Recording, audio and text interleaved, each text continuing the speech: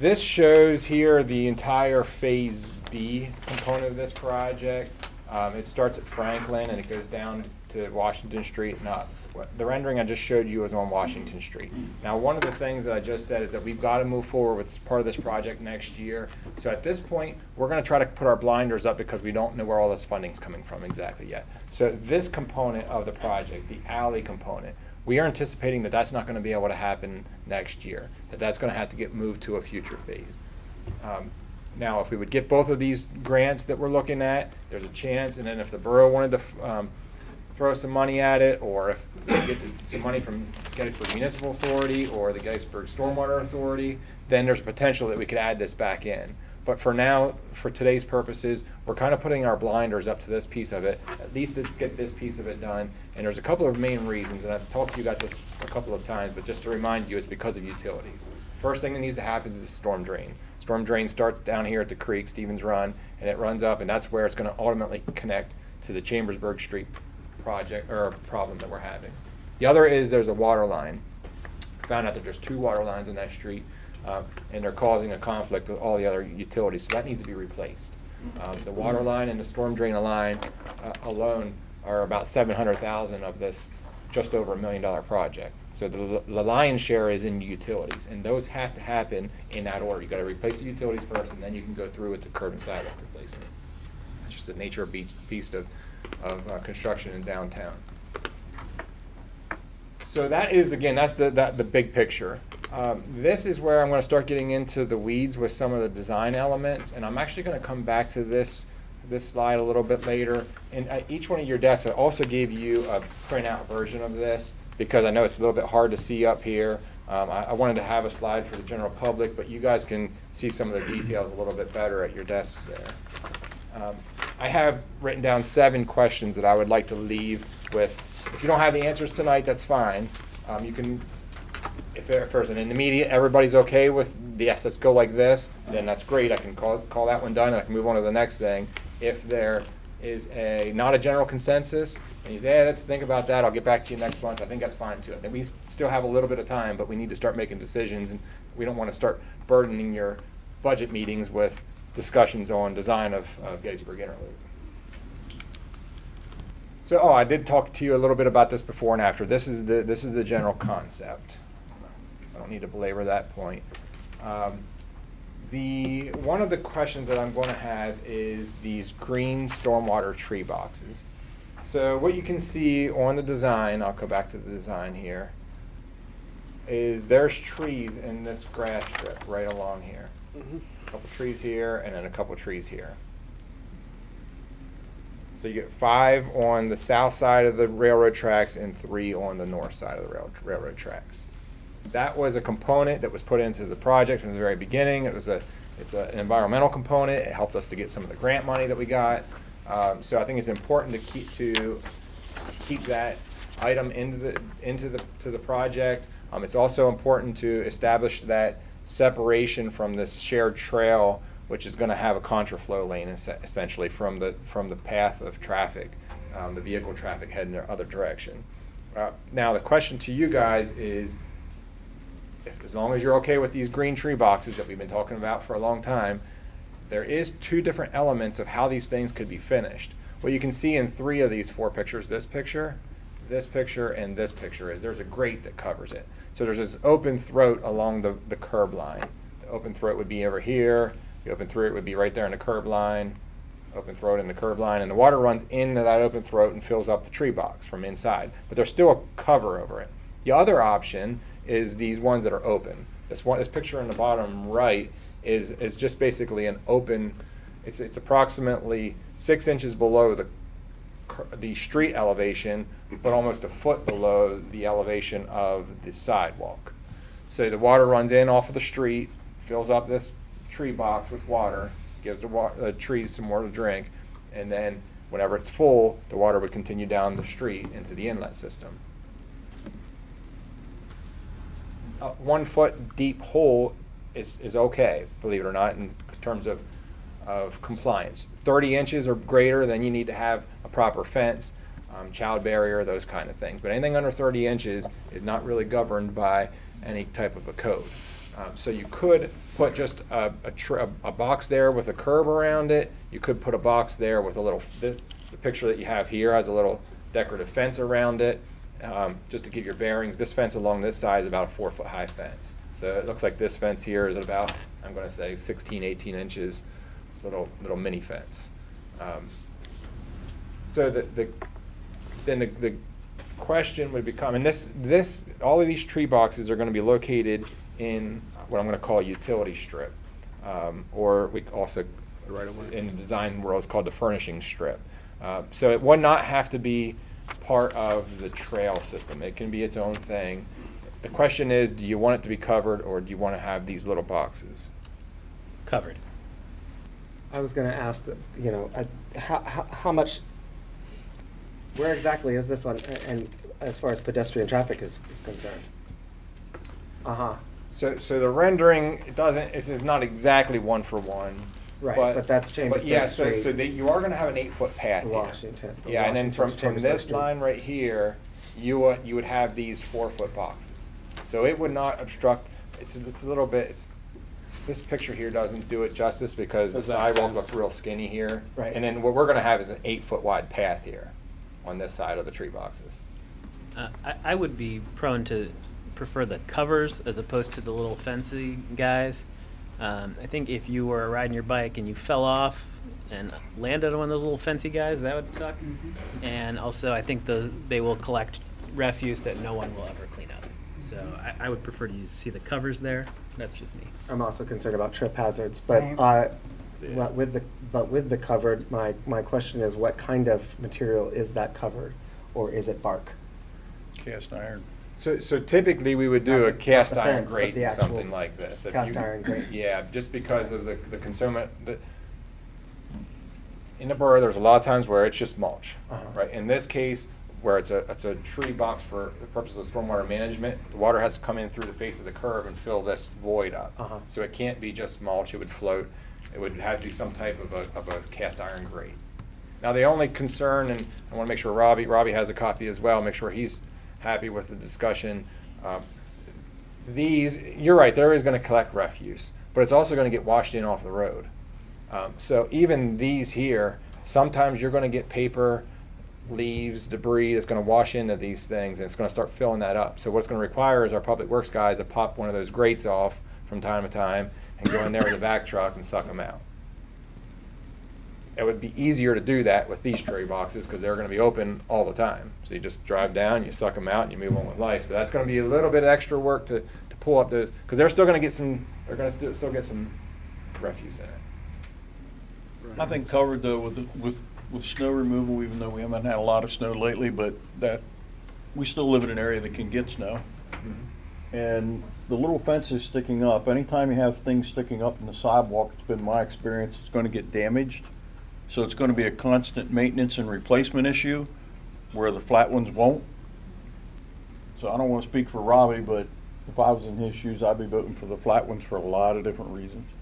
Maintenance being the biggest one. Can I ask Robbie what your preference is? I don't want the fences. It'd be a maintenance issue. All right. I do have a question for Chad though. What about the perky pig? So the water has to, the way this thing's supposed to work is supposed to catch the water off the street. Mm-hmm. So the water has to run in through the face of curb and basically underneath there's an opening. I don't know if it's hard to see, but there's an opening in the face of curb underneath of the curb here. Right. So if you put the perky, I don't know what you would put the perky pave on. This grate has to basically. Perky pave sits on a stone base.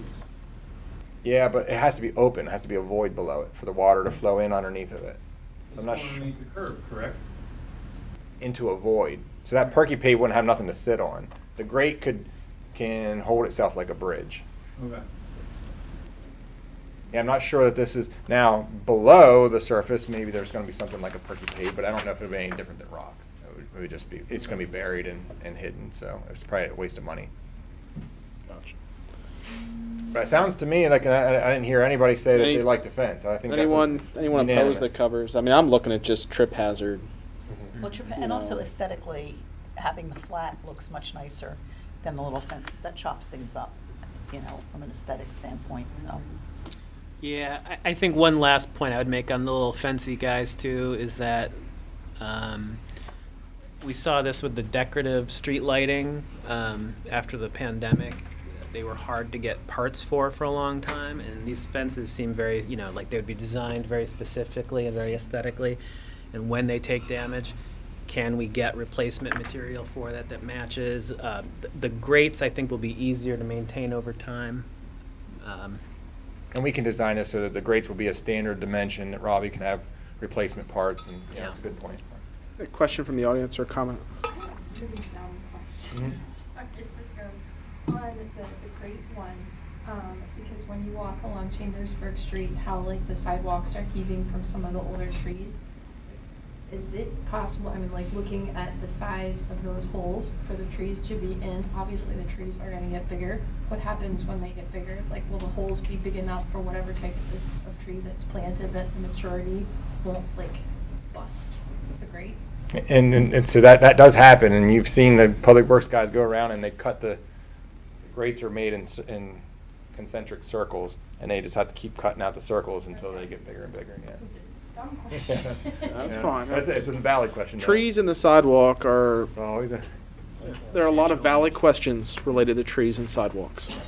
Now, one thing I will say about this, and this doesn't, it's a really quick point, but these tree boxes, you can kind of see here, I'm trying not to poke Charles in the eye with this light, but there's a little curb that goes around this thing. There's a void down in there, right, that the water runs into.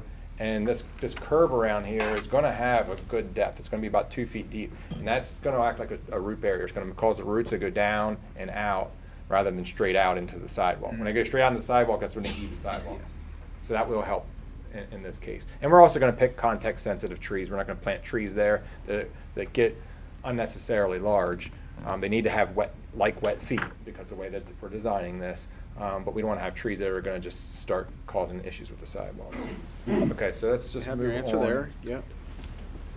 The next thing is about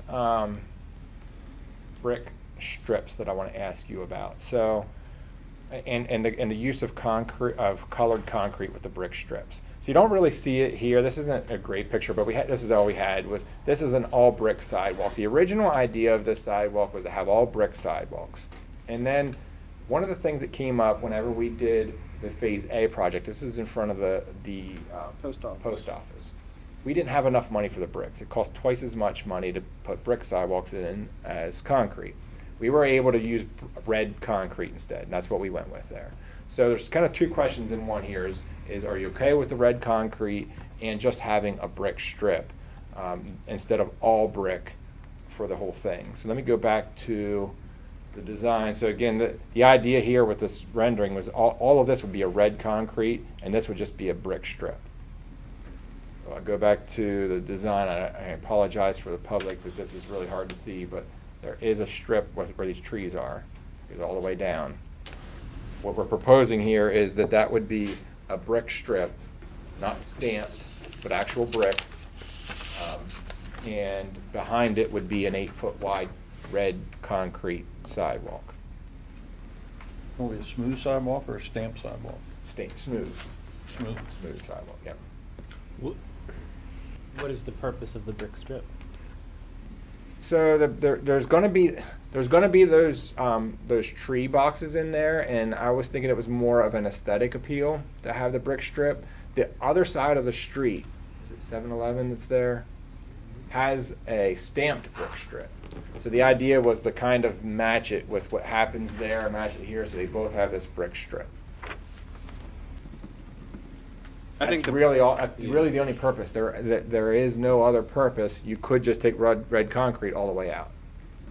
I think the places that in town that we have brick strips next to concrete look sort of silly. Yeah. Like it looks like exactly what it is. You didn't have enough money to put the bricks in the whole way.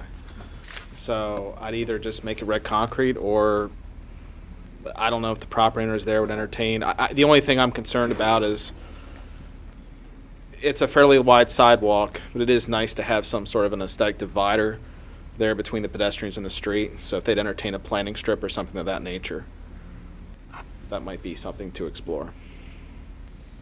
But I think the brick strip looks like exactly what it is. Yeah, I don't know, other folks, Oh, so it's not a green planting strip that we're putting, in the rendered drawing, it looks like a green planting strip. yeah, Yeah, like in the the rendering, old, there's the a old green drawing it strip. is, but that's not, it would be, Yeah, we decided against the green planting strip in that location. It's pretty high foot traffic. Yeah. And it starts to trample down the grass and it just turns it into mud. That's more appropriate for Colt Park, where you don't have that downtown, the grass strips, or they don't hold up very well. if it's not gonna maintain, I can understand that. What do people think? I'd be in favor of concrete the whole way through. I kind of agree. Maybe for aesthetics, we could use 2 different colors of concrete. I know it would require 2 separate pours, but even so, that'd be cheaper than laying the brick. What are our other thoughts about that? 2 different colors of concrete. So in here again, the post office is just red concrete the whole way out. So Yeah. essentially, would you want to strip right along the utilities that would be a different color? I mean, does that give us the ability to pull that up so utilities can be serviced and replace it without having to re-pour the entire slab?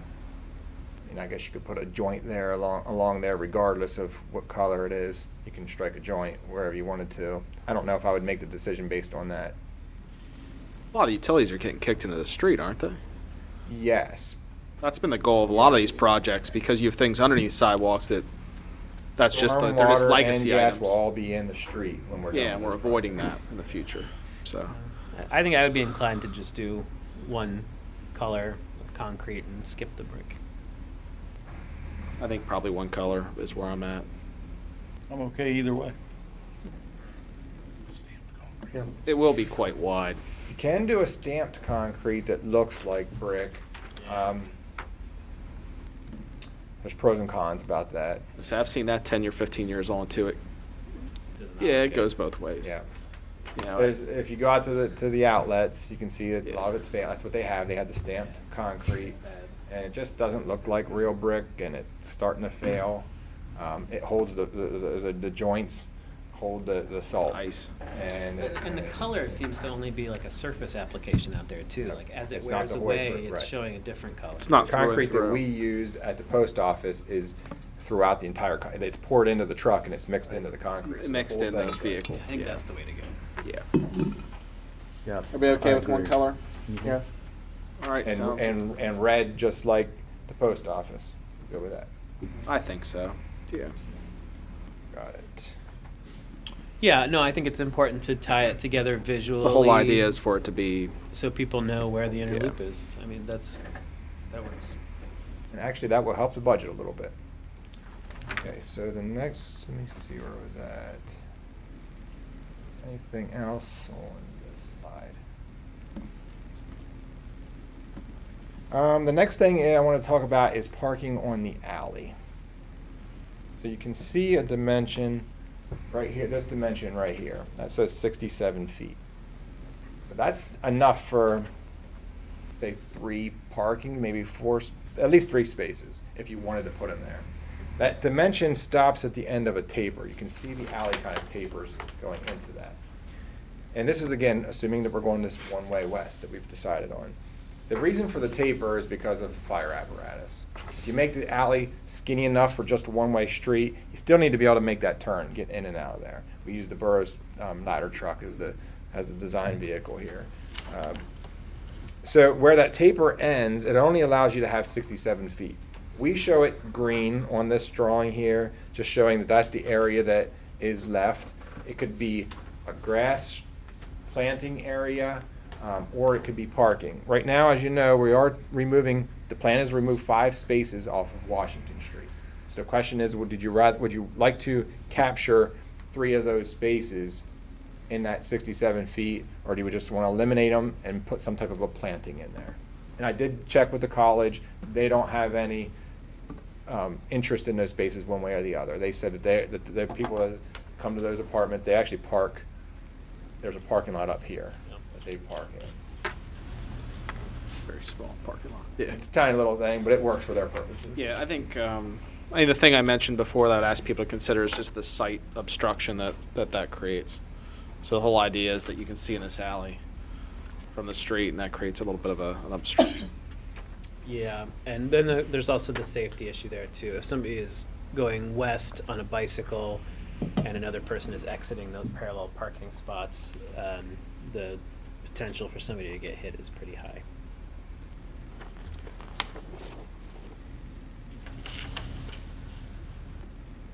Sounds like you've got 2 in favor of no parking. I'd like to ask the chief what his thoughts are about parking and safety right in that Well, it's section. infinitely better without the parking, but, I mean, it's always gonna be safer without parking there. But in my mind, safety trumps convenience, but, I would be in favor of no parking there in the alley if you're making these changes now. Again, if there's room there for it, and, how much is it needed?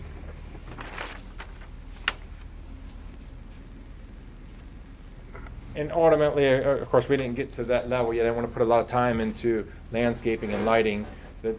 Right now, we're focusing on Washington Street. Like I said, if we end up having to do this as a separate phases, which it's looking like, we do want to do lighting down the alley. There is no lighting proposed on Washington Street.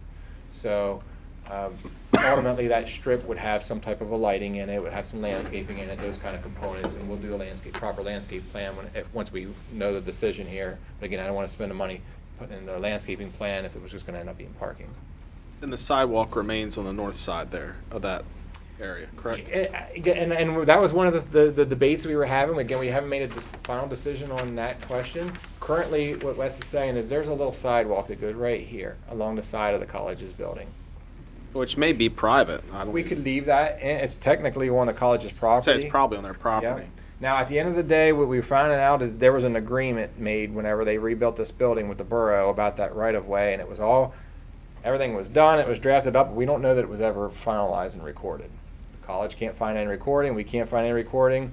I've talked to Jim Bisacker with the college. We are all on the same page with what we want to do here, and we're going to get this thing cleaned up and properly recorded again. Once we get a proper design and they're happy with it, we're happy with the one-way, we might have to move their trash bin because the way that it's a back-end parking, so it's now going the wrong direction for our one-way west. So we might have to relocate that a little bit. Once they're happy with everything, they said that they would be willing to work with us on establishing the proper right-of-way.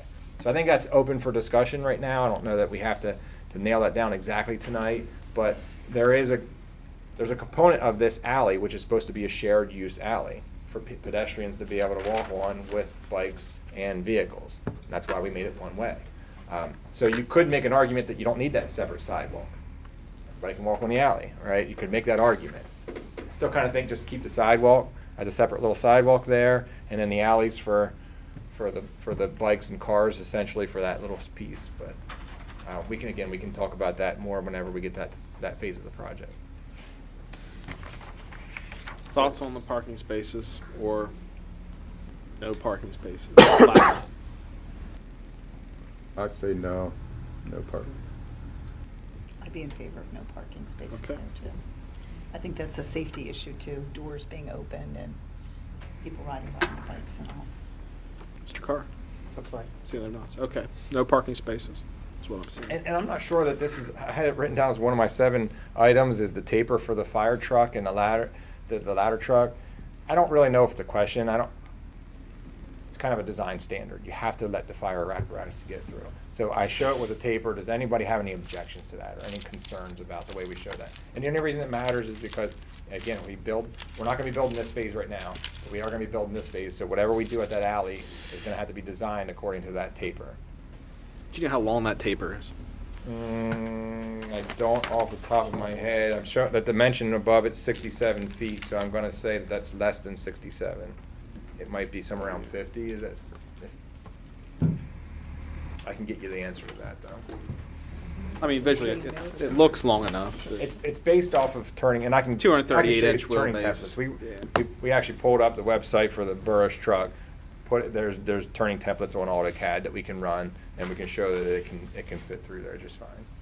Yeah, no, it looks long enough, so just don't short it. They'll be buying a new one here sooner or later, and it's hard to say if it'll be the same size as the existing. True. New one will turn better. I'm told the new one will turn better. There you go. No, in 4 years.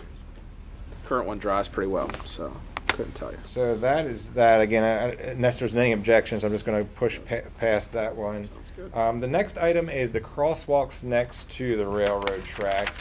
There's two things with the crosswalks. One is piano keys versus stamped. Our master plan had stamped crosswalks in there. That's similar to what you would see out on Steinway. Oh. Those are expensive. They're a maintenance concern. The cheaper way to do this, and again, we're looking for a budget here to try to get part of this project moving, is to go with the piano keys. Everybody's familiar with the piano keys? How does the stamped concrete withstand things like plows? The newer version, it's a stamped asphalt, believe it or not. It's not even concrete. It is way better. It's called Street Print XD. That's what we've been starting to replace them with. The Steinway intersection across from Tommy's Pizza, Tawnytown leg. The Tawnytown leg has the Street Print XD, and it's been holding up great. Much better than the old stuff that we used for trying to remove some of that. We actually were going to do some of that this year until we found out how much that cost. And we're going to try to maybe rebid that next year. But the new Street Print XD actually does hold up pretty well. But it's significantly more expensive, maybe $20,000 or $30,000 more expensive than the piano keys. Again, it's just an aesthetic thing. Both of them meet all of the ADA crosswalk regulations. It's just, are you guys okay with the piano key crosswalks versus the stamped? I think so. This would be thermoplastic instead of paint, right? Yes. We I'm okay with typically that. try to do them in thermo just because it lasts a lot longer. Right. So I have a question about the southern crosswalk. It's connecting across. Yeah, I'm sorry. I can't tell from the drawing. Is that connecting with that existing sidewalk that runs to the south of the railroad tracks? So my question about that railroad track sidewalk is it in the railroad's right-of-way, the way the former crosswalk on Carlisle was? So remember I said there's two things with the crosswalk? That's the second thing. Matt's beating me to the question. There is currently no crosswalk right there. If you can think about it, that inlet right there is really deep. And cars bottom out, they smash into the front of that railroad all the time. That is going to get redone. That inlet's going to get pulled back, and it's going to get brought up. We think that we have enough space by doing that to be able to put a crosswalk in there should CSX allow it. We don't know if that is going to be something that we're going to have to push forward. My first question is, if CSX would allow it, would you guys want a crosswalk right there? Currently, like I said, there is none. So, And it's mainly because of that big divot, because of that inlet that goes there. my question would be, is it your belief that sidewalk, as it exists right now between Washington and Carlisle, is that in CSX's right-of-way? Yes, I think it So is. isn't that a problem? It is a problem. That is a problem. I mean, they made us get rid of the crosswalk on Carlisle. I don't think we should put a penny into developing anything with that sidewalk if we don't know we can't use it. Oh, we won't be able to unless we get their permission. Right, so this Which they could envisions, rescind, right? this They could, envisions yeah. like the future route of that loop going down the south side of Railroad Street, So correct? ultimately, what happens with the CSX rail, and we already have a permit for the storm line. We're working on the coordination with the water line right now with Charles and Mark Geis. Once we get a permit from them, there's a permit agreement. And once that permit agreement is in place, that's in place. They couldn't rescind that someday in the future. There's way more science behind, or not science, but there's way more agreements in place now with these kind of things than there was back in the day where they could rescind something. So I would be surprised if that would happen, but we haven't even approached them yet about this crosswalk. We've only approached them about the utility. We need to get those borings done first. That was the most important element. If we don't do this crosswalk, I don't know that it changes our project any. Yeah, I think we should concentrate on the north side there, the northern crosswalk, because once we get to the other end of Railroad Street and cross Carlisle there, we're going to be connecting with sidewalk at the ready site on the north side of the tracks, not the south side of the tracks. So I think we should put our design dollars on the north side. I'm inclined to agree. My concern with the design as it's drawn here is that, the colored sidewalk that's shown there on the southeastern corner of that intersection will lead you to believe the trails go down the south side of that street. We already know that Carlisle Street at that sidewalk is very tight, and it's probably best to put it north of the intersection when it gets down to Carlisle, because that's just a better location. There's more area to do it, so we probably should take it down the north side of Railroad Street. Yeah, and I think further too, on the south side, once you cross Carlisle Street, you're on the train station property. I mean, I don't think we should be encouraging people to ride their bikes onto private property there either. I mean, that north side's already built. I know it's not built as interloop, but it's built. Right. And one element that goes along with this discussion is the rectangular rapid flashing beacons. That's what they're called. So there's a detail on your plan here. This is what it looks like. What we're planning on doing is, these are the push button, where you push the button and the lights flash. We don't put them in the street anymore, because we know we had the issues with this. So we put them on the pole itself, and there's the lights right here that flash whenever you push the buttons. Problem is with this intersection is typically there's a conduit with a wire that connects the two, and they talk to each other through that wire. In this case, it's going to have to be remote, because we're not going to be putting a conduit through the railroad track. That's going to be an issue. So they will have to talk to each other. And then the other thing is, like I said earlier, there is no lighting component to this project. So the only thing that requires electric would be these things. They don't take a whole lot of energy to flash those LEDs. So they can easily be done with solar panels. So if we wanted to have these, again, the design called for these push button flashing beacons at this crosswalk. If we wanted to have these, we would position one on this side of this crosswalk, and then on this side of this crosswalk. And they would both have a push button, and they would both flash, and they would talk to each other remotely with solar panel power. So there would just be two, is what you're saying? Diagonal from each other? Yes. You don't put one on the opposite side of the street. Right, is there a button on the opposite side of the street? Yeah, there would have to be a button on all four corners. That's what I'm asking. Yes, there had to be a button on all four corners. That's, okay, I want to make sure. Input on the rectangular rapid flashing beacons. People favor the beacons. I see them working all the time out on West Middle Street. I mean, they just seem to be much more durable than anything that's put in the street. For sure. I do see them used. They are used. I will not say that 100% of traffic stops for them. I think it's closer to like 20%. And I think the ones that we put in on Middle Street have some, as well as on Buford, have some design flaws. Particularly the one on the north side of Middle Street is right behind a utility pole, so west-going traffic does not necessarily see it until they're right on top of it. And then also, if you are on a bike using your shared lanes, you have to get off and walk across the street and get onto the sidewalk in order to push the button. Where we put it is really not useful for somebody riding a bike on the interloop. And then at Buford, you have a similar problem. If you're going north on Buford, you get to that corner, you have to get off your bike, drag it up onto the sidewalk to go push the button, and then wait 5 minutes for vehicles to stop. Whereas on the north side of Buford, the placement of that one is pretty good.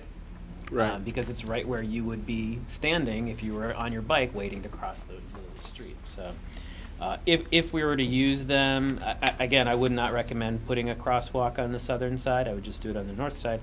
I think we have to be very mindful of where we put those so that they are useful and not, going to just be ignored by cyclists because they're out of the way and inconvenient.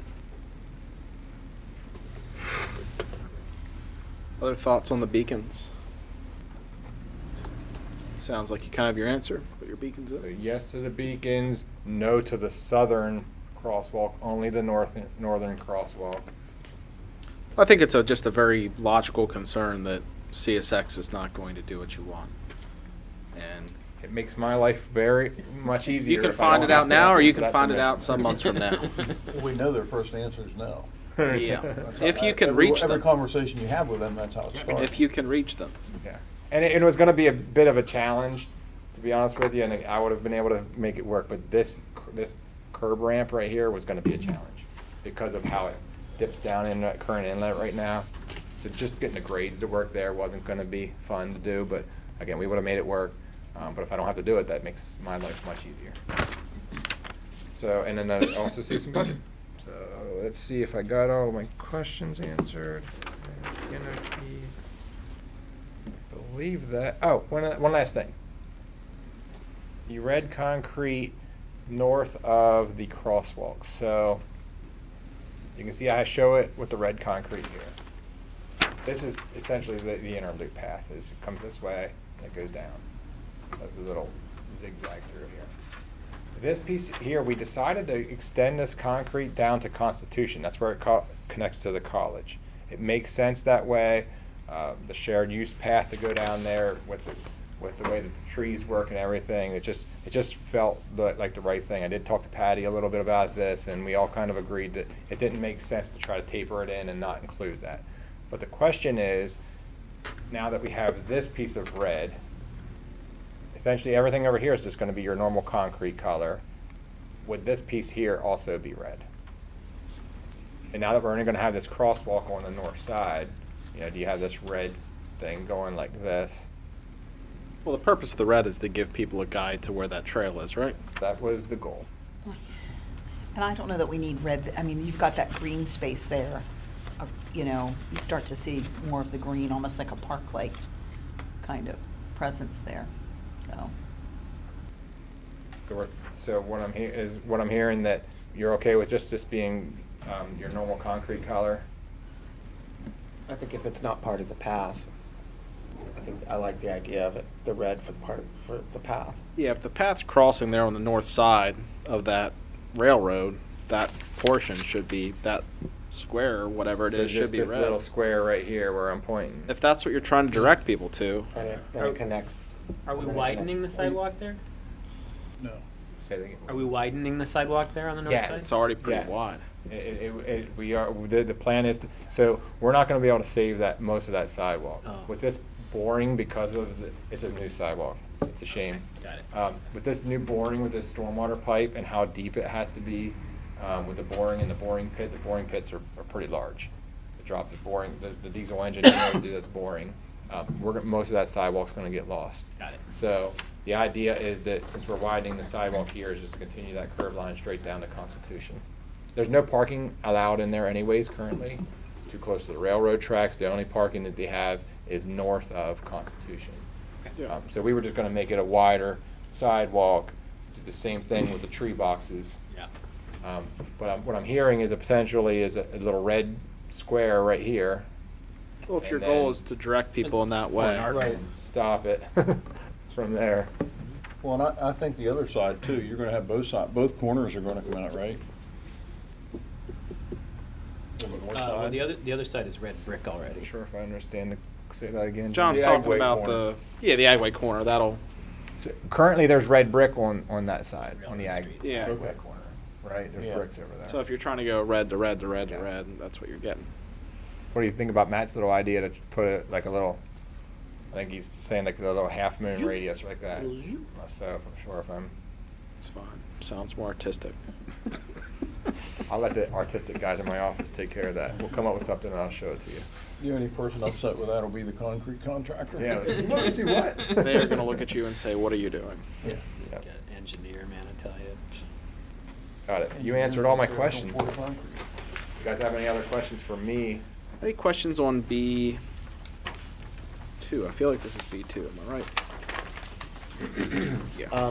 Well, it's clearly not part of Phase B, but since you brought up Carlisle and Railroad, I don't know if it was CSX or if it was our good friends at PennDOT, but are the piano tracks back No, they won't be. at Carlisle and Railroad? No, that's what I was saying. That was Because- that was an illegal crosswalk. We had somebody just paint a crosswalk on the road. We can't have, It is in CSX's crosswalk? right of way, and they did not. grant it. very dangerous for our pedestrians. It is. But yeah, no, we had a situation where someone that does not work for the borough any longer decided that they would paint a crosswalk there. Because it's CSX property. They wanted a crosswalk there, so they painted 2 stripes on the road, and you can't do that. Oh, okay. So what we're gonna, I know, it's painful, right? Like, I remember the morning Kenny was killed right there. And it's painful because, like so many things, it takes so ridiculously long to get there. But the goal is that we would have a crosswalk there to be built as part of this center loop with the Gettysburg Station development. That'll be built there north of, it's a taco place there now, kind of right in that area, just north of there. Yeah. Basically in line with the transit center that's sitting there now. Yeah, I mean, it makes perfect sense to have a crosswalk, specifically because of the transit center. And you wanting to get over there and connect down Railroad Avenue. Well, it's a There's distance. nothing We put there in curb that's cuts safe. for it and truncated domes There's and nothing there yeah, that's yeah. safe. And I've had constituents complain why it used to be there and now it's not. I said, I'll find out. Yeah, it's terribly irritating. But yeah, Thank you. that's why I didn't feel so good about the right of way down at Washington Street. Nobody has more power than the railroad. Apparently. Anything else for Mr. Clayball? Phase B. Very much. All right. If not, we go on to management of public spaces. We don't have a lot on this. The only reason this is still on the agenda is because the gentleman from the church spoke on this topic this evening. I do know that Engineer Clayball had a couple comments that he'd like to add, and then we can move on to the next topic. This is the fourth in Hanover. And I'll jump in on that. Oh, the sidewalk one, yes. Management of public spaces. Sidewalk, which I think Mr. Shanlow departed. No, it's right here. I'm sorry, Bill. Front and center. So nothing's happened yet, but you observed what was done on Chambersburg Street, and you don't want it to happen. Is that correct? That's right. Okay. Because the thing that struck me immediately, and I guess the question I have is, how did you arrive at a figure of $75,000? Okay. And I figured the $1,000 was so minimal, and it's not a deterrent. So I'll go ahead and violate the ordinance, fine me, I don't care. $75,000 seemed to be a little bit more bite. Gotcha. To say, how much is it gonna cost me to patch it versus this fine? Actually, I'd like to have the fine higher than that, but I thought that would be asking too much. Yeah, because what struck me was I understand your concern, but the number of different things that someone could do that could end up in this circumstance, like the way that the ordinance is worded, if you started to cut your sidewalk without a permit, you could be fined $75,000, and that seemed pretty incredible. Yeah. I was going to say that the council, though, in enacting its ordinances, must follow the constraints, if you will, that are set forth in the Borough Code. Actually, the $1,000 fine is the highest fine that a council can apply to any of its ordinances. Now, you can have provisions that, like daily violations. Every day is a violation. that type of thing. Exactly. But the other level is 600 for a violation, and so the 1,000 is actually the highest that the council can go on in that regard. So I don't disagree. 75,000 would be a bigger bite, but you're constrained by the borough code in terms of what you can impose in terms of fines. And I'm not going to disagree with you either that the way that some sidewalks have been patched is ridiculous. That it's just obvious they didn't want to, actually take care of the whole section. They just picked and chose, and it just leads to water infiltration, freezing, and cracking, is what I see. Now, Chad, what's your So I have input here? two quick comments. First, with the language that was proposed, and I don't disagree with the sentiment either. I think it's an important thing. If somebody's going to cut into sidewalks, they got to replace it in the proper condition. Some of the language, if we're going to beef up the ordinance language with this that was proposed, I would change it just a little bit. I wouldn't want to say the exact condition of the original sidewalk, because there are some sidewalks that are in pretty poor condition. So we don't want to make that the standard. The standard has to be the actual specifications for the proper sidewalk, not the current condition of the sidewalk. Because sometimes, again, there's a lot of sidewalks, we don't want them putting it back in like that. We want them to make it better. The other thing is cemented isn't always the right word. There's different types of sidewalks like brick. So we would have to make sure we be careful with the use of the word cemented. The other thing that I would say is that I feel like some of the sins of the past happened prior to our pretty good HOP process now. All of the HOPs go through Robbie. There's a pretty detailed sheet. We really worked hard on it over the past, I'm going to say, 5 years. So there's a pretty detailed process for somebody to be able to obtain an HOP that the borough didn't always have. So I think there's a little bit of a checks and balances component there too. I think that would help kind of ease some people's concerns that hadn't always been there. But if this happens on a sidewalk adjacent to a state highway, doesn't matter. It's still our HOP. we still get to issue a highway occupancy permit. Yep. Because I think it's a valid concern that we ensure that the property owners are taken care of. People that, it's not the only place that people have spent a lot of money to fix something, and then to have it destroyed is irritating.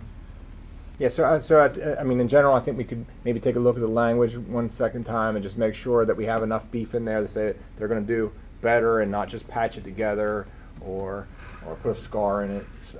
But at the same time, we got to be careful a little bit about the language that we use, because we don't always want to make it worse. And I think we have this HOP process, which I think is really the most important component of this discussion. What do you think? Yeah? When they replace a section, do we require pinning? Not always, no. Why? It's just not in any sidewalk specs that I've ever seen. That could we add that? Sure. Well, I mean, there's places in town where utilities have replaced a full section, but 2 years later, because their subgrade didn't hold up, So the new section sunk. So what John's talking about with pinning is They have to drill into the existing sides, concrete put and you steel stick a pins rod. in, then your stone, and then you pour your Got it, concrete, got and it. those pins on both sides So you're to tying keep it to it the from. substrates or anything. you don't have a middle section that dips, Got it. Right. because that's just as big of a problem. It adds. I mean, it certainly adds some cost to sidewalk, but You're talking about a utility or someone that is doing this to someone else's sidewalk, right? And that's where I get into it. Like we compel people, and we have not done the best job of it, but we like to compel people to keep their sidewalk in good condition for the safety of the public, et cetera, et cetera. And then we allow someone else to come in and tear it out. There's not much they can do because it's within the right of way, but it's our responsibility, I think, to keep that correct. Robbie?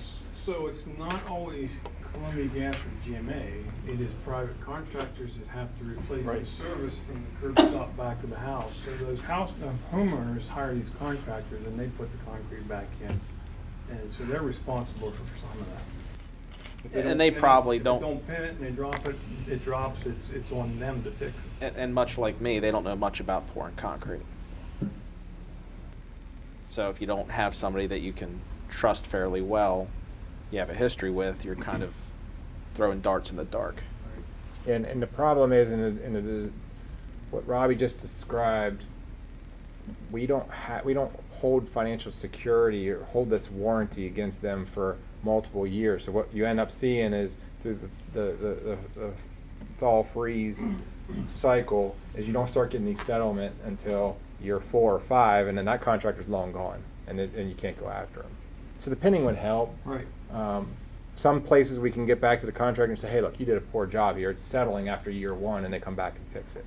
But a lot of times it doesn't happen until year 5, and then it's just kind of I don't know if statute of limitations is the right word there, but you know what I mean? It's getting too far gone. How long could you hold someone accountable? Yeah, and we don't hold financial bonds for little things like that. It would just be way too much administration for concrete patches. I mean, the street cuts that we do, the utilities are responsible for 2 years for the patch.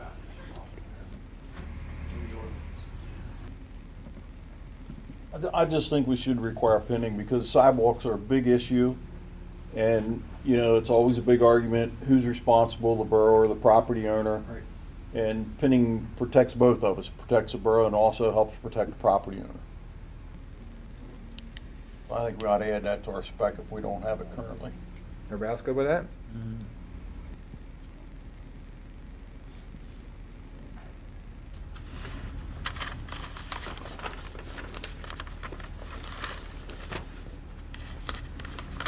Other items on the sidewalk ordinance.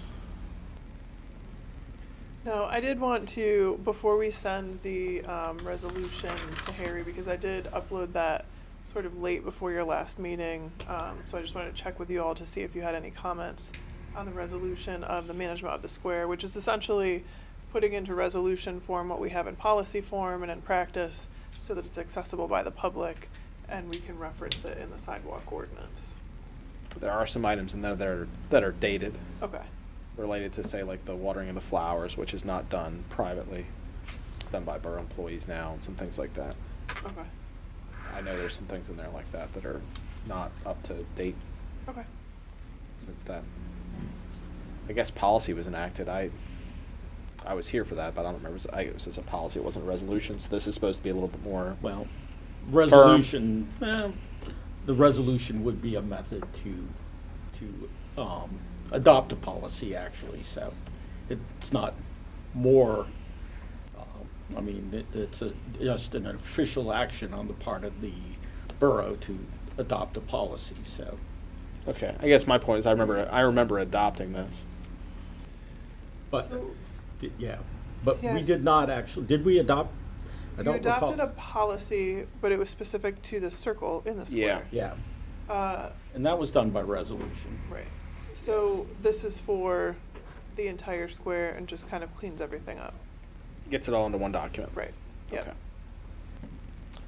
All right. So I would say if you don't have comments now for Ms. Marshall related to the square, that you should get them to her promptly in writing so that we can get that sent over to Mr. Eastman. And I am waiting on quotes for various sidewalk replacement scenarios, so we'll have that for your next workshop. Okay. Okay. There's nothing else more about sidewalks, then we'll go to the sign ordinance.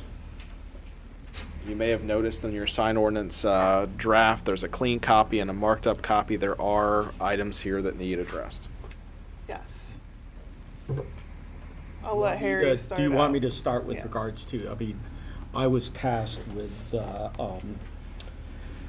making essentially a constitutional review of what had been prepared in light of there's a couple of different cases, but the most compelling one is the Reed versus Town of Gilbert, which was a United States Supreme Court decision that made appropriate revisions to ordinances for the regulation of non-commercial signs in a content-neutral manner. So you have to can't regulate signs based on content.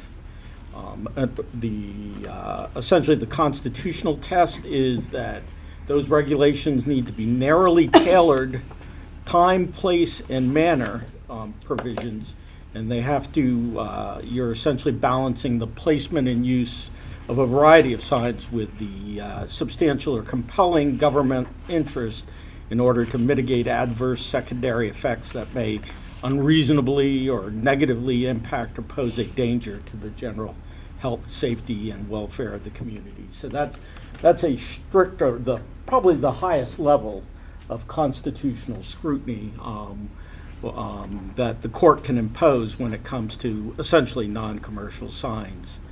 The regulations applying to non-commercial signs need to look to restricting physical or visual obstructions of streets and sidewalks, and they concern items such as proper sign maintenance and serve compelling government interests related to traffic, pedestrian safety, and the avoidance of dangerous conditions. A little bit lower test, we not only deal with non-commercial signs, but we deal with commercial signs also. The leading case in that regard is Central Hudson Gas and Electric Corporation versus the Public Service Commission of New York. And you'll see that, commercial regulations applying to commercial signs have to serve a substantive purpose, but you have a lot broader issues that you can look at. And I've prepared a legislative history to be made part of the ordinance, but essentially commercial signage, you can take a look at aesthetics to maintain and enhance the beauty, unique historic character, aesthetic environment, and quality of the Borough of Gettysburg. You can take a look at economic development, so that signage can promote economic development and promote or to increase the value of non-residential properties through sensitivity to surrounding land uses. Character, we can take into account character and historic significance to emphasize the small town character and historic significance of the borough. But there's a number of things that we can look at under the intermediate scrutiny of the case law when it comes to commercial signage. I've added in the general regulations essentially a general purpose and intent that the sign ordinance is to promote the public health, safety, and general welfare through content-neutral sign, time, place, and manner standards that are consistent with local, state, and federal law. Specific purposes of this ordinance will include the protection of free speech rights, not restricting signs based on content, focusing on non-communicative aspects of signs rather than the messages conveyed, not favoring commercial speech over non-commercial speech, facilitating protected non-commercial speech, and providing for and applying content-neutral sign regulations. So, blah, blah, blah, blah, blah. That's kind of the constitutional test, if you will, and it was with those principles in mind that that we have kind of scrubbed the ordinance and that we have. Now, I had the opportunity to begin a review with Ms. Marshall, and of course, she's been intricately involved in the ordinance revision process, and I think she's going to kind of guide us through some of the questions. She raised a number of really good points. And she may have even convinced me that that the constitutional sword cut too broad of a and that we could retreat to some more narrow provisions that we had previously in the ordinance. So Just a couple. Just a couple. Yep. And we did have some other revisions that were not Constitutional. constitutional that we had discussed Yeah, I mean, previously. this Yeah. discussion began literally September 25th, 2017. And then this council discussed this June of 2022, and then we had to kick this to Mr. Eastman for the Reed issues.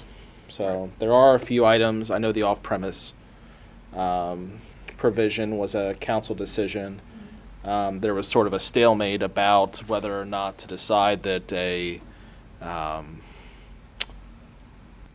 what would otherwise be a mural, if it advertised a product, would be a sign or not. We had more or less a direct split on that, and the constitutional case Reed decided that for us, so we don't have to worry about that. But why don't I let you go ahead and explain? Mural was actually, unless anybody had anything before that, mural was the first point that I wanted to touch on, and that's in the definitions. So we actually, while we're not, this is specifically relating to the definition, we can define a mural as not being an advertisement. We can separate murals from advertisements. And that's not regulating the content of a mural. It's just saying that one is for business and one is not for business. Obviously, we don't regulate content of non-business signs, and likewise murals, but we can regulate the location, size, et cetera, of business signs. So we can actually differentiate between, what we traditionally considered a mural and a sign. And so one of the proposed edits was to delete the second part of the definition that we have currently, which is a mural is a sign, only if it's related by language, logo, or pictorial depiction to the advertisement of any product or service or identification of any business. That we're proposing to keep, because that's what distinguishes the two things from each other. That's not regulating the content of either, that's just defining which is which. So that was the first revision that we discussed from the proposed amendments. Another in definitions, a definition that I'm proposing to add is for razor banner. That would be a banner very similar to our current banner definition, but one that is installed on a pole, and that will come later. The reference of that will come later in the ordinance in terms of regulating those, because they are sort of a different kind of banner than we traditionally see. They are the ones that you see the pole that has, like, sometimes they're called feather banners, feather flags, teardrop flags, but it's usually a curved pole with a narrow banner hanging off of it that's attached to it. You don't see, you're not sure what I'm talking about? Sometimes they've been like, you'll see businesses will have that, they'll put it out there and. They look Right. like really tall, skinny flags. Yeah, they're probably 8 to Right. 10 feet tall typically. Does that sound about right? If you have any kids that play soccer, you'll see sometimes soccer teams will have their name on it. You'll see them sometimes arranged in a series. Oh, like the Boost Mobile store had one in the planning strip Yep. at Yes. the west side. Got it, Yes. got it. That's what we're talking about. So for definitions, those are my big revisions proposed. Does anybody else have any comments for the definition section before we move on? Well, we should talk about the mural item, right? Okay. Like, this has been an issue that was always sort of split, no matter who was sitting here. So, we should probably have the copy up that, like, the copy we have there is not what you're proposing, I don't think. You propose to keep the second sentence.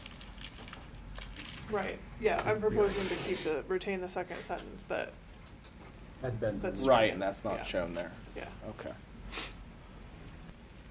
That in the I've clean not made version? edits to Harry's version. In the strikeout version, that second sentence shows it's just stricken out. Right, right. Is that the clean version? No, it's the The red line version. red line version. It shows. I'm trying I'm to. not seeing it in either version. It's track changes version. Yeah, it's not Yes. there. There's no second sentence there. Oh, hold on. I see it. It's this. Mural is a sign only if, I don't know what to tell you. A mural is a sign only if it relates by language, logo, or pictorial depiction to the advertisement of any product or service or the identification of any business. All right, So so the this- version you're looking yeah. at is not either of the two versions that are in our folder, as far as I can tell. Can we? That's can you where I send opened the it. correct version out to everybody? In your Word, do you have it as shown comments and show track When I open changes? this, is track changes 3. That's what I'm looking at. Yeah. Let me see your Microsoft folder there. I can't explain that. No. Review. Let's try to change this with Microsoft. It says that.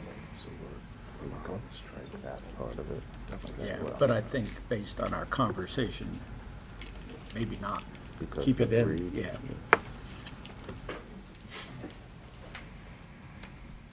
If you go to the review tab, you should be able to turn on comments and track changes. That's, yeah, Yeah, that's where I'm comments are at. showing.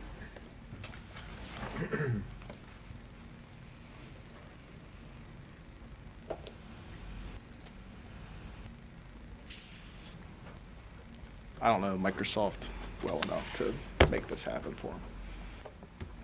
I don't use the products as often as I used to.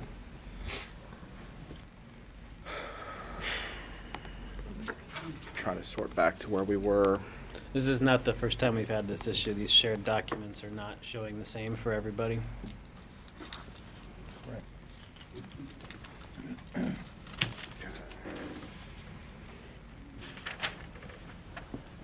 So there was okay, so I'm looking back at notes from, Here it is under all markup. yeah, August 22nd, 2022. At that time, we asked this question. Yeah, that's the wrong. It's the wrong question.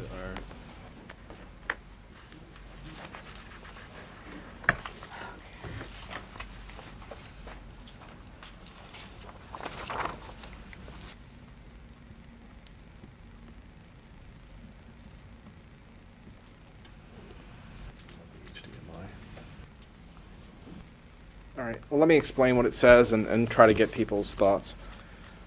Basically, you're trying to decide if a mural is a sign, if it identifies a business or a product for sale. The implications of that are that your limitation on signage for any property or parcel is based upon its length of street frontage. So and it maxes out at 50 square feet. So if a mural advertises a product and is therefore a sign, it counts towards that square footage, whatever it may be. So if you had a 40-foot piece of street frontage, then you can have a 8x5 sign or 40 square feet of signage total. So if you were to put up a mural that advertises a product and is therefore a sign, that mural has to be very small and or basically has trouble existing, because if you want any other signage at all, it all counts against you. This was raised some years ago. The Reed Cider House in that time proposed painting I think it was an apple. It was an apple, yes. On the rear, like the rear side facade of that structure, to give an indication that, hey, we sell Apple products here, but not the electronic type. That's kind of what we're talking about. So that, I mean, it is an important item to consider. It has a lot of implications in terms of what people may or may not do. It does not regulate whether or not they can paint on a plain masonry substrate, because that's more of a HARB issue. And I'm going to tell you that HARB is going to recommend that you not have that done because it's a unpainted masonry substrate. So you're talking about buildings that are already painted. Usually brick, but could be anything, really. May I say something? Yeah, please do. First of all, when you mentioned this topic that we were going to discuss it, I'm surprised neither you nor Solicitor Eastman called it the dreaded sign ordinance, so that gave me some solace. And in Solicitor Eastman's legislative history,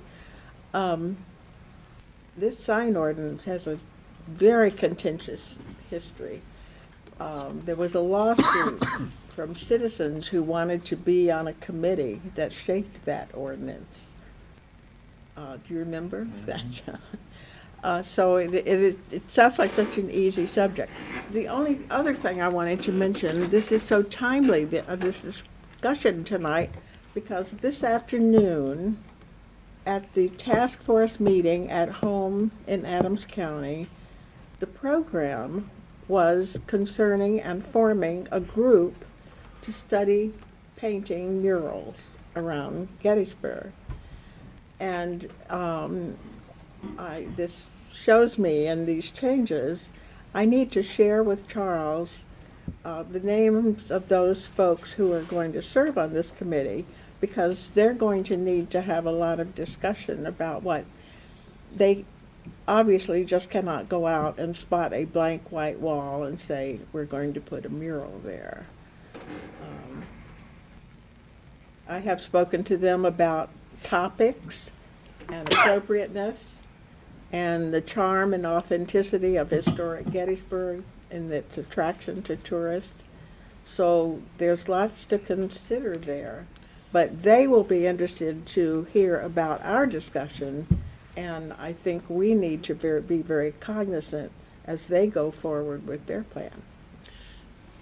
This is interesting to me too, because it seems like we keep stumbling upon these intersections where different sections of the ordinance seem to be talking about the same subject but saying different things and overlapping in weird ways. So for example, just 4 to 6 weeks ago, we were talking about whether HARB regulates color on a permanent surface or not, right? And so the question was raised about the remodel at the Arts Council and whether HARB has the authority to say, well, you can go with this color but not this color. And the ordinance seems to indicate, we found out later, that yes, HARB can dictate the color of the final material. But then I said, we asked the question, well, then how come you see those original materials then painted a different color? Well, that's different. So so it seems like HARB can dictate the color of the brick on your building, but if you choose to paint the brick, they don't have a say in that. So it seems like the Art Council has actually this huge loophole where they have to go with the lighter color metal and the darker color stone, but then they could paint it whatever they want, and HARB wouldn't have the power to stop them. So how would painting an apple on the brick be any different than painting a house purple? So one of the things that does have to go through HARB is painting a surface that has not previously been painted. So whether it's brick, wood siding, or any other material, if you're painting something that hasn't previously been painted, then that does go through HARB. You're going to cause yourself problems with your masonry. You could very well, yes, yeah. So the issue here is do you want to continue to regulate the painting of a mural if it involves the advertisement for sale of a product or service?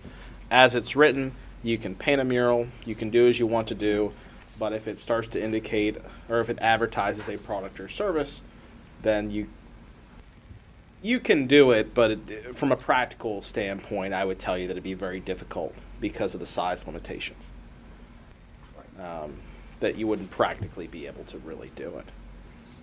I don't know how often this has really come up. There have been a few times where it's come up where people wanted to paint things directly on the substrate. A few occasions, but by the definition of a mural, the way that it's defined, even some of those occasions, which were fairly small, I think this would regulate. And it would just be considered a sign and so forth. I mean, or it could be considered decorative. Well, I'll tell you one of the things that bothered me at the coffee, time. A coffee cup on a historic building, painted on a building that happens to have a coffee shop in it right now, but might not always, could still be considered decorative. I consider it advertising when it says open 24 hours. The intersection you were describing is one of the things that concerned me at the time of this apple cider discussion. Was that it, you're kind of putting yourself in a place where you could very easily get into a really protracted argument about whether or not you're advertising. Whereas, as you say, yeah, it's a lot simpler if someone literally starts painting words. That becomes a lot easier It's an apple. We're in to be clear. Apple County here. Yeah. We are. There's going to be a lot of arguments to it. I foresee it as decorative, not advertising, personally. So the question is, leave this in or not? If you take it out, you do open the possibility of, commercial things being painted into murals, basically, for advertising purposes. Sure. I mean, a lot of historic downtowns have that.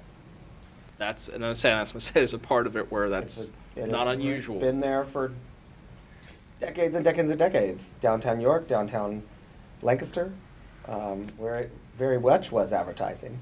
And what's in the buildings right now is not what's being advertised, but it was part of their historical. It's a really beautiful artwork actually. So then you come across, well, art is subjective. What's one thing? What's art to somebody is not art to another. But it makes a very interesting landscape in certain historic areas.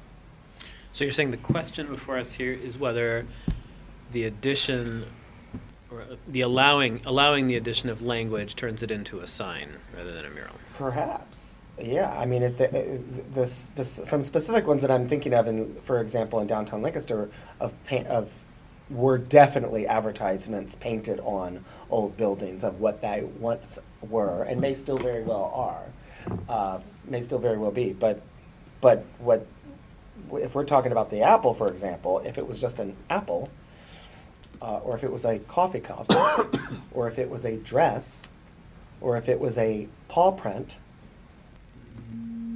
is it advertising just because they happen to have a coffee shop or a dress shop or a groomer or a pet shop? You know, Yeah, it's occurring to me too. There was a building in Oakland I lived near that had on the third story on the side of the building was a mural that was an advertisement from the 20s for grape knee-high. right, yeah. I don't think anybody in Oakland knows what grape knee-high is in the 21st century. So is that now historic and artistic? I think that is historic and artistic now, Right. because it was from way back And when. we would probably even though it was preserve it. advertising We way would back preserve then. it if we had the chance, right? It was advertising way back then. Mm. But I think this particular case that we're talking about here, with it being something that's an image that isn't necessarily a logo, maybe it doesn't even match their logo, but it's an image that is decorative But in one- their idea that it's decorative. But one can say, when you're looking at brand identity and logos and word marks and things can be, you know, you could have a swoosh on the side of the building and people immediately are going to think Nike. You don't have to have the word Nike. Right. You know, the red Target symbol. But without those are the word. logos. I'm sorry? But those are logos. They're quite Um, different from just a painted image of an apple. Yeah, but I unless mean- Apple happens to be But there the is a company. visual identity that's Sure. with it that actually, you know, that's all that's needed. And then, again, you look at the historical context of, you know, I think they're actually quite handsome, you know, old brick buildings, you see them in Lancaster, that was a dry goods building. Right. And so it has some of the information on the side, or the tobacco warehouses in Lancaster. Yeah. You know, and one could argue that their art, you know, that Sure. they have retained a And certain. they add to the character of the They do, yeah. place as well. So are you saying, Chad, you think the distinction is if it's a coffee cup that says, you know, hot coffee, that's one thing, but if it says hot Correct. Folgers coffee, that's a different thing? I think if it has. But I think if- then do we reopen the Reed's question? I think when you add words to it, it starts becoming something different. If it is an image, I consider it decorative. If you're adding words to it, Read this again. So the second sentence that had been struck through, which Right. I believe Ms. Marshall is proposing we leave in, is a mural is a sign only if it is related by language, logo, or pictorial depiction to the advertisement of a product or service or the identification of any business. Yeah, and the thing I've noticed, as I've gone through here, as I started looking for the word mural through the ordinance, is if you strike that sentence, or if you, let's say you leave that sentence, no, let's say, if you strike it, now are all murals signs? Right, and then are they now all limited to 50 square feet? But I'm Or- looking through our ordinance as Or the linear square footage of the frontage? this is the entire ordinance, or this is just changes the ordinance? Looks like the whole thing. It's It is the whole thing. Yeah. So, So we part generally of this is, don't it almost seems regulate- kind of moot, because what we have done with other things further down is ceased regulating Murals. murals. We don't, and that's sort of my intention of trying to keep that, is so that we continue to not regulate murals through the sign ordinance. Yeah, as I look down further, because I realize that, you know, this definition, while it's important, it doesn't necessarily speak to a request we had in the last few years about painting directly on the substrate. And one of the items that is removed further down, partially at the request of this council, is to remove the section that prohibits painting on the substrate. Right. So while defining a mural is all fine and well, at the end of the day, the way the ordinance is currently written, in this draft, we don't really regulate them anyway. We're not preventing either from occurring, we're just trying to distinguish between the two. You're just saying what So one that is. later in the ordinance, when we talk about painting on substrate and sign square footage limitations and things like that, we're not, there's no confusion of, is this a sign or is this a mural? Okay. Huh. All right. I mean, I think I'd be inclined to strike it, as Mr. Carr seems to be indicating. I mean, I don't know. Are you? I don't think he is. I think he's saying leave it in, right? Because if we strike it, then you can put any language you want on the mural and turn it into the sign accidentally. If we don't strike it and we say, you know, language that associates with a commercial interest, then it becomes an advertisement. If you strike it, CBD here becomes a mural.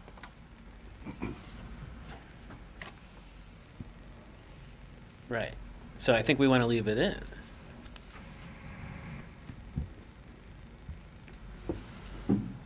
What people think?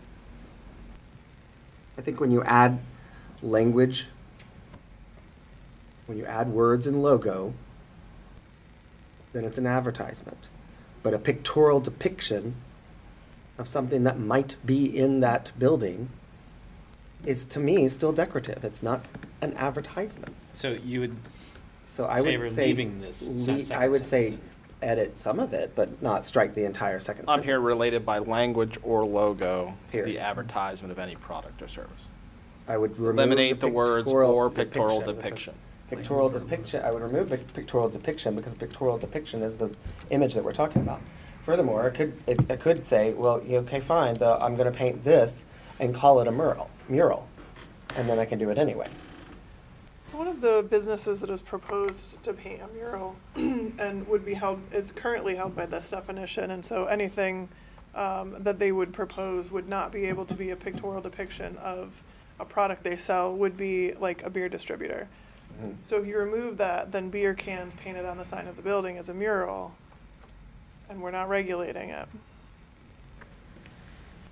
Even though that's clearly what they're selling and advertising. Well, if you leave it in, a can that says beer is a mural. A can that says Budweiser, it would become the advertisement.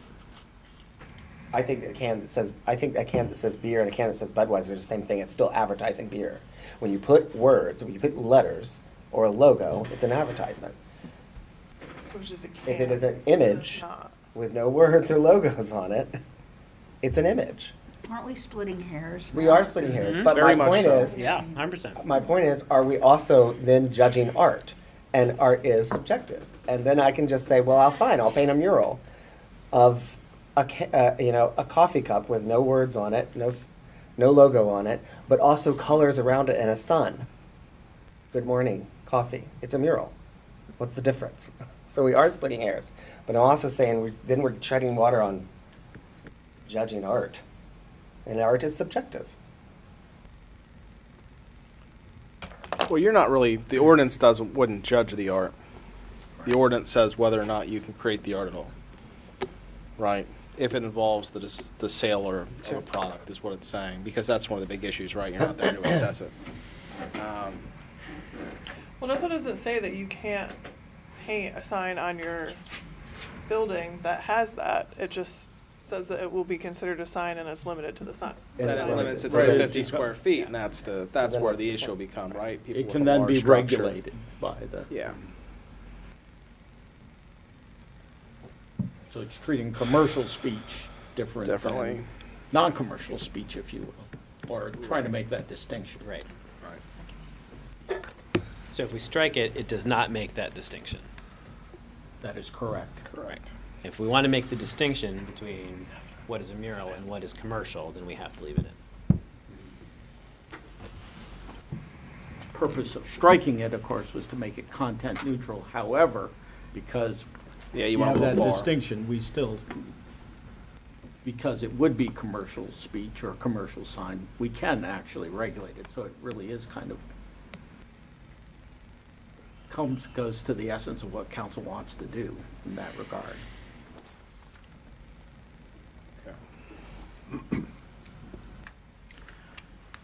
Leave it? What do you think? What do people think? Leave it, take it, modify it?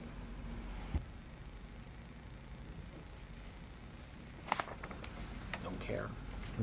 I say strike it. I'm fine with it staying in with removing pictorial description, depiction. A mural is a sign if it is related by language or logo to the advertisement of any product or service in the business. That makes sense to me. But pictorial depiction should be taken out.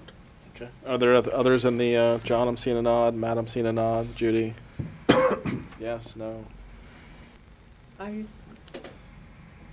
a striking pictorial depiction. Yes, I agree with Chad, just modify it. Patty, what do you think? I don't feel strongly one way or the other. I understand. Yeah, no, I think that probably puts us in a little better spot to just strike or pictorial depiction and then leave it in. Okay. Okay. Yep, and the last 7 years of this were the same. And also with just the sign ordinance. just for Always the with the sign record- ordinance, it never fails. And It also just for the pops record, up. we already do have some in the borough that are already on walls. I'm pretty certain that are depicting that. So Like what? don't we? Like what? We already have murals and things. We have Or murals, but- We have they can, murals, they can but- paint something and attach it to the brick. And that's not the same. So it's not the same. It's not the Is it gone substrate. now? What is it at the Chambersburg in Washington? Yeah, it wasn't painted directly on the substrate. Uh, Probably not installed with a permit. probably. but- Which one are we talking It about? was pretty big. It was advertising the Yeah. brewery that had a tasting room there, Oh, where the old Johnny Como's was. Yeah, yeah. I know the person who used to. And when I saw it, I was like, that probably wasn't legal. So it was- but it could have been. I don't know. No, I didn't think so. It's quite large. All right, so it sounds like we solved the mural issue. Oh, my goodness. All right. The other, 7 years and counting. My next big thing, unless anybody else has anything in definitions, are signs not requiring a permit is the next section that I have a lot on. That we can cover quickly, but it's just a significant yeah, no, I noticed that. Go ahead and, What page change is that? from. so you're going to be at the bottom of page 9. 19105, signs not requiring a permit. So this became an issue because of the way that Reed plays out with content. So what you're trying to thread the needle here on, how does the borough, for instance, hang the holiday banners or other things it desires to do for special events that it helps facilitate without violating that So, ruling. a lot of this in, I think it's H through, so from temporary real estate signs. Oh, also, temporary signs of contractors. Yeah, that's a mess. All of that, a lot of that is, we're actually proposing to keep it stricken through, but after talking with Harry, what we're actually saying in this section is we don't regulate this. Yeah, no, so that like, if you're gonna put up a real estate sign, that you don't come up to the office and get a permit Right. because you're gonna be Bottom of putting up page real estate 9. signs on a consistent basis, and that would be really ridiculous. Right, and so we're saying, in these instances, this is something that we don't 19-105. regulate, including minor sign changes, which that section was just moved to another section. I'm putting it back just administratively, I know that this is where people look to see whether or not they need a permit or don't need a permit.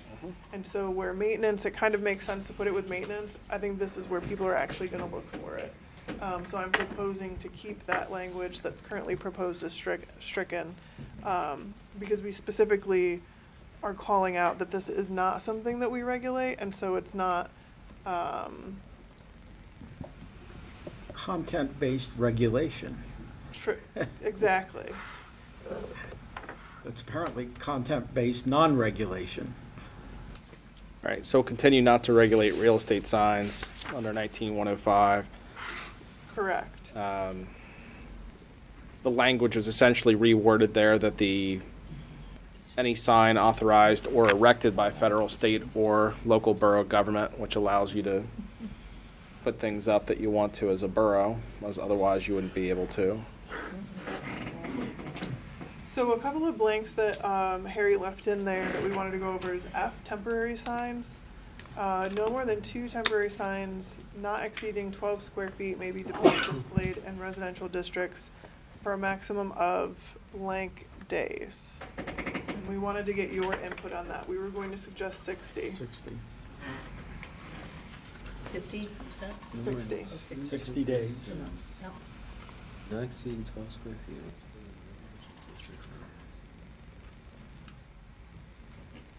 And so the thing is, right, this sign could be for any purpose, basically. And if you're not familiar with 3V Gilbert, it involves a church that did not have a fixed facility. And they used signage to direct their parishioners to wherever they were meeting. And the town of Gilbert told them not to do that, and that didn't go over when it got the whole way to the Supreme Court. So when you're dealing with, I mean, this could be anything from a contractor putting up a sign, it could be any number of things, but it's that temporary type that, again, you wouldn't have to get a permit to do it, is the point of this section. Correct. Yeah, so these are things that we would not be requiring or issuing permits for. So does 60 days sound about right? For temporary? Yep. I know what constitutes temporary seems to be very subjective anymore. Okay, 60 days. How are we gonna regulate that? Where's Pete at? Hey, Pete, Pete's like, no. How would you guys decide to regulate? No, it's a fair question. It's If you're not getting a permit, we don't know what day it went up. no, unless you have Unless you, pictures of it. unless you document Yeah. and then, No, it'd be very hard. It's kind of like, well, how do you know that someone's only parked in a space for more than 2 hours, right? You document it and then you deal with it. The problem is you're dealing with a 60-day period, and it is hard. Although if you told me 20 years ago that I could look at a picture of my house from all those different times on Google Street View, I'd been surprised.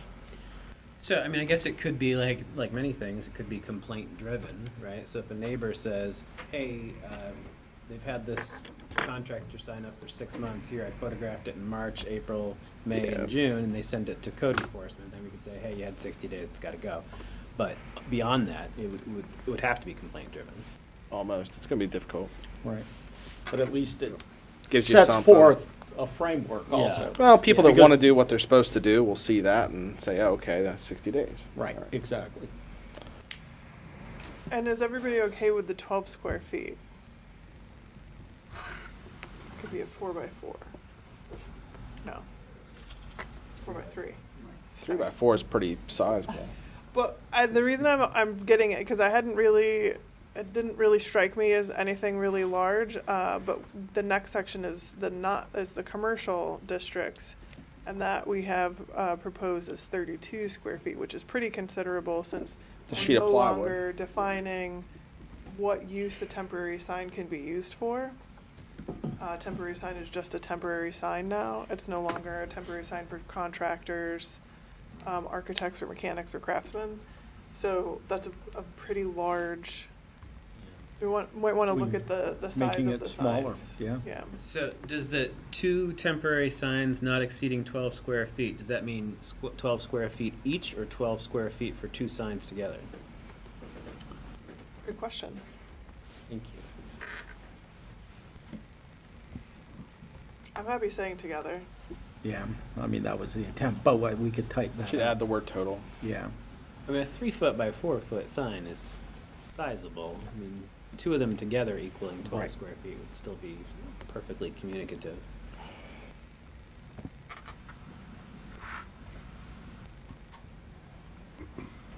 Okay. Total? Yeah. Total of, and then combined.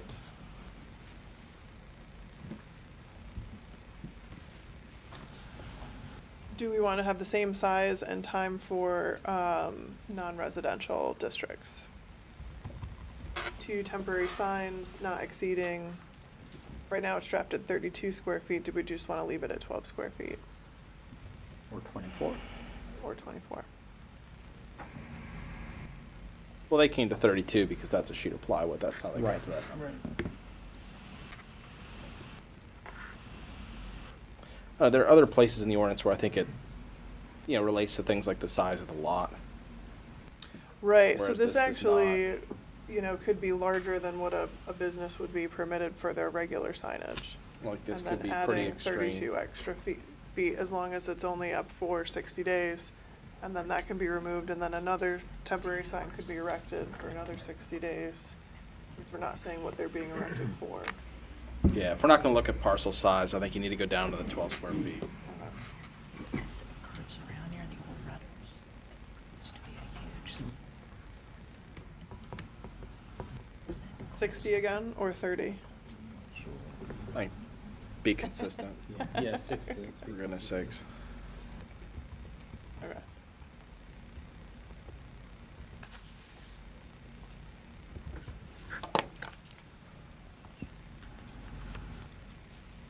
I didn't see political signs in there, Carly. Did they?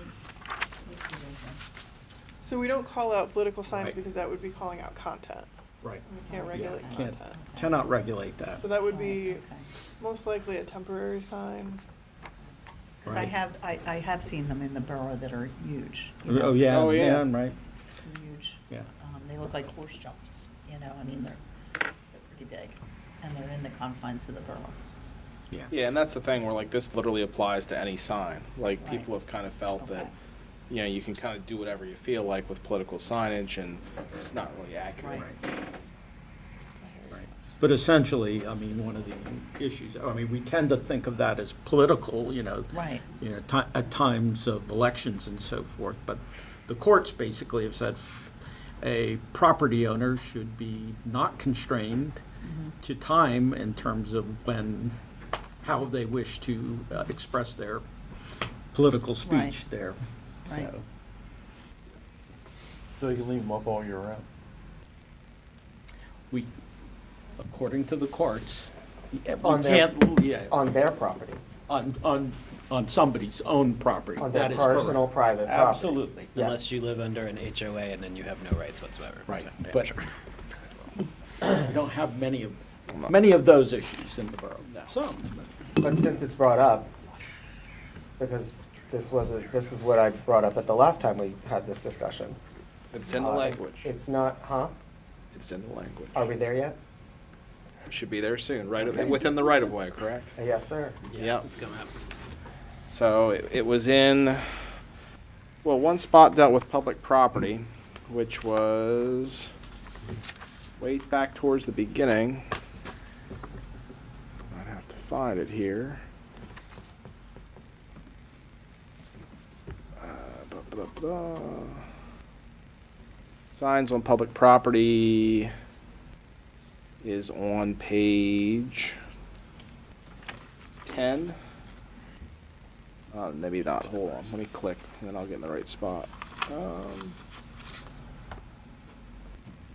Pardon me. Page 4. Page 4, item E. It's section 19102, purpose and intent. Item E, signs on public property, except as required by state law or otherwise permitted by this ordinance. Any sign installed or placed on public property shall be deemed illegal and shall be forfeited to the public and subject to confiscation. In addition to other remedies hereunder, the borough shall have the right to recover from the owner or person placing such a sign the cost of removal and disposal of such a sign. Now, there is a distinction between public property and the public right-of-way.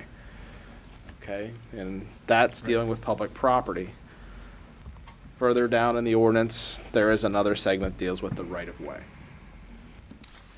And in the segment that deals with the right-of-way, when Harry and I met, we added further clarifying, we're proposing to add more clarifying language specifying planting strips and tree wells, just so that it's clear that that is encompassed in the area being referenced. I'm trying to find that for you. It's under prohibited in all zoning districts, I believe. Yeah, page 13, it looks like.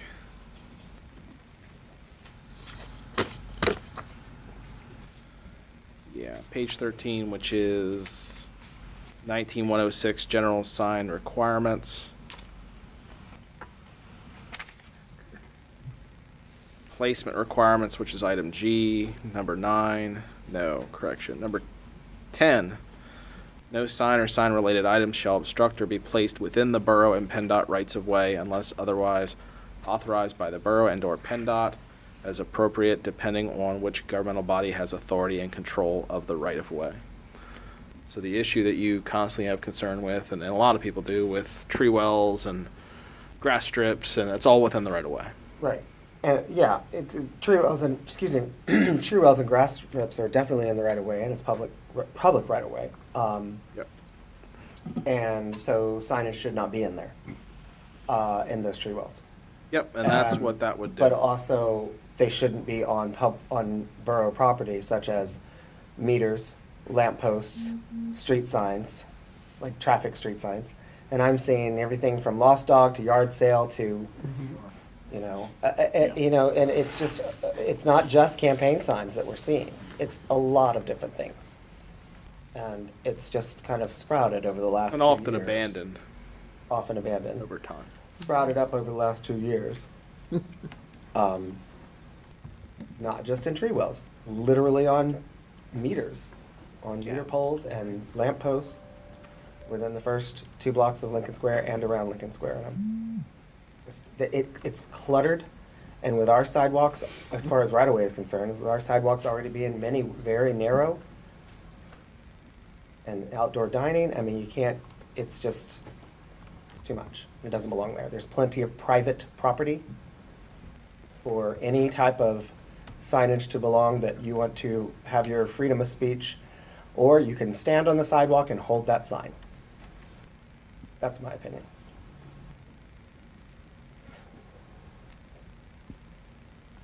Yeah, if you're holding it, it wouldn't be placed. That's fair. Correct. Right. Sorry. I wanted to read Stand there that and hold quick. it. Yeah, no, I know that was a concern of yours, and I double-checked to make sure that was addressed. Well, I hear about it from a lot of people as well. Oh, yeah. Not just residents. Tourists are like, I can't walk, there's no room. Yeah. Because all the signs. Yep. All right, where we at, question-wise? How far do we want to go? I guess it's a question for you. How many, I know there are items that need addressed, but There's I another didn't, big one coming up. I didn't take account of them, you know, Yeah. I didn't. Right.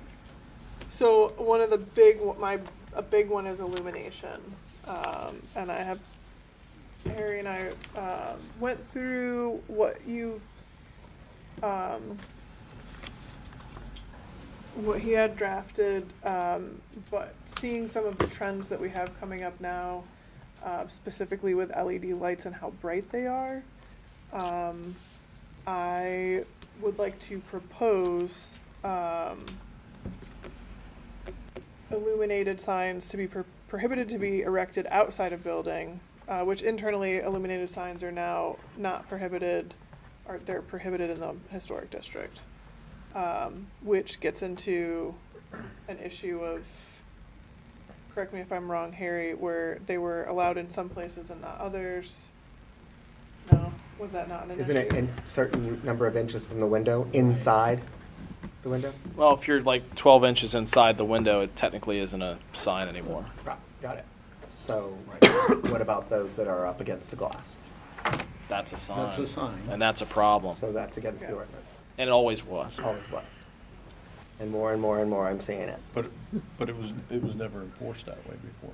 Yeah, I mean, one of the pieces of feedback I remember distinctly when we had our community meetings on this in that summer of 17 was Paul Witt came in, and internally illuminated signs, the prohibition of that with where the Best Western is located, he actually appreciated that, and a number of the other regulations that we have, because as a franchisee, he could look at Best Western and say, well, I can't put up this internally illuminated sign, which he didn't want to put up anyway. He did also express some concerns which are addressed here a little bit in dealing with how the when signage is lighted, how it's lighted, you know.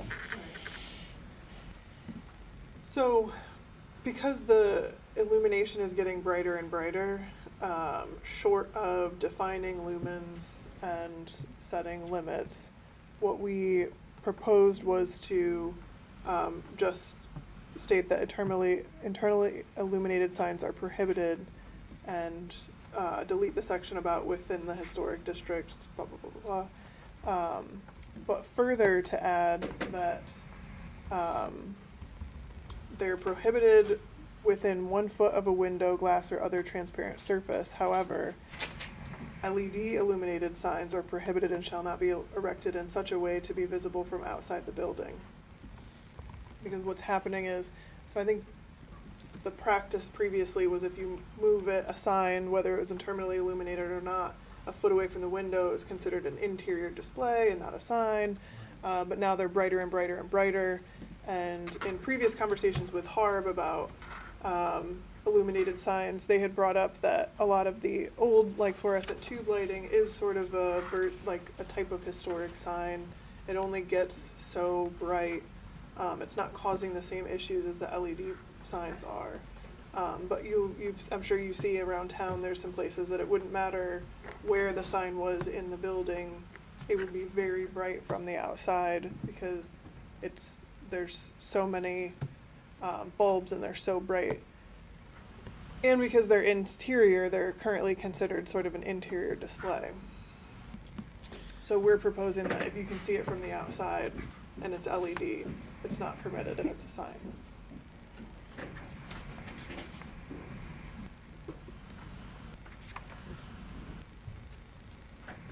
That's what item 2 means. We would be expounding on item 2. I'm sorry. So this language is not actually here.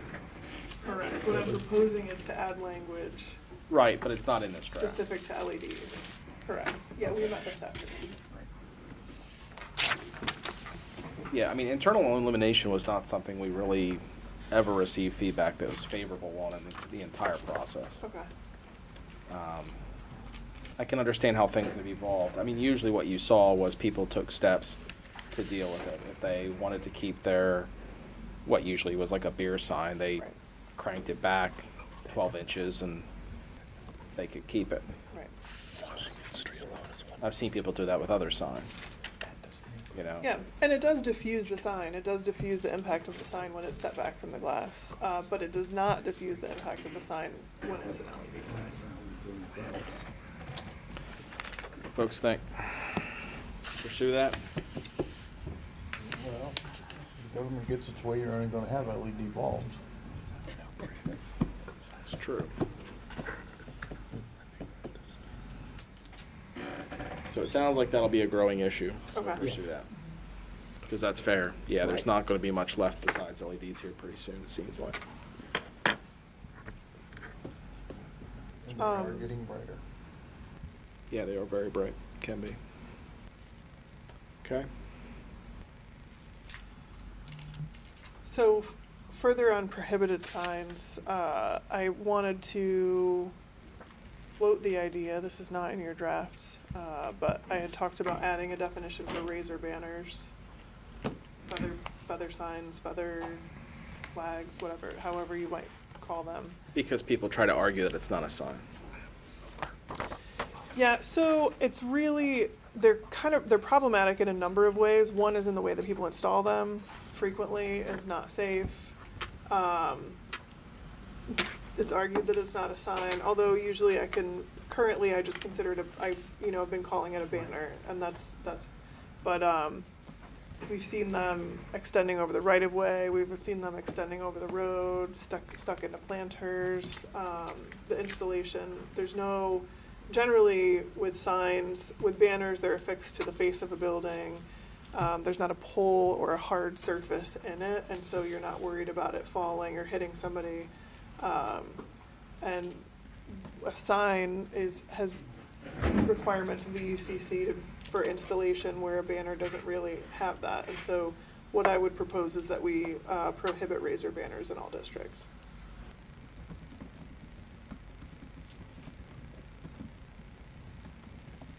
Okay with that?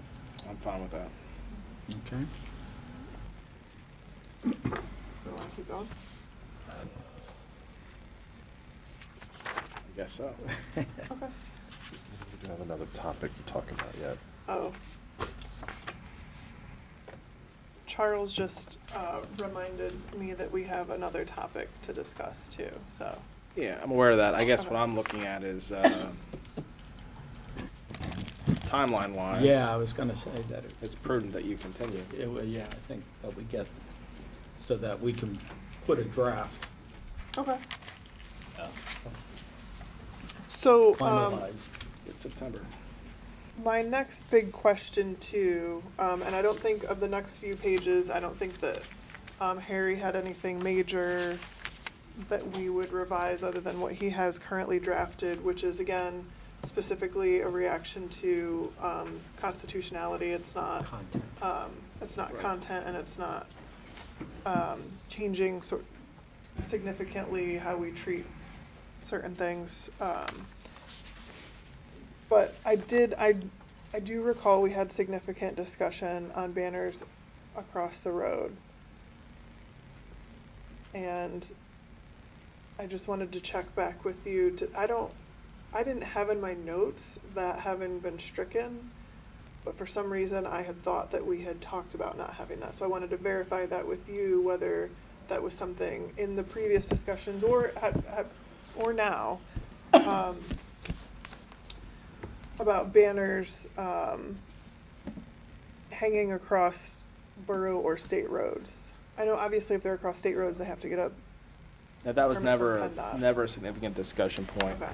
The issue is that some folks wanted to allow banners, not across the road, but banners just to be hung more often. And we never really reached a place where that actually was achieved. So where I think we landed on that, my recollection in my notes was that we were allowing, so you have to have, banner permits are 30 days, and you're allowed three Yeah. 30-day permits. And previously, they had to be issued separately. Way back, banner permits never had a fee, and they still don't. But now, and this is something that's changed, I think, since that provision was in the ordinance, you do need a land use permit to get a banner.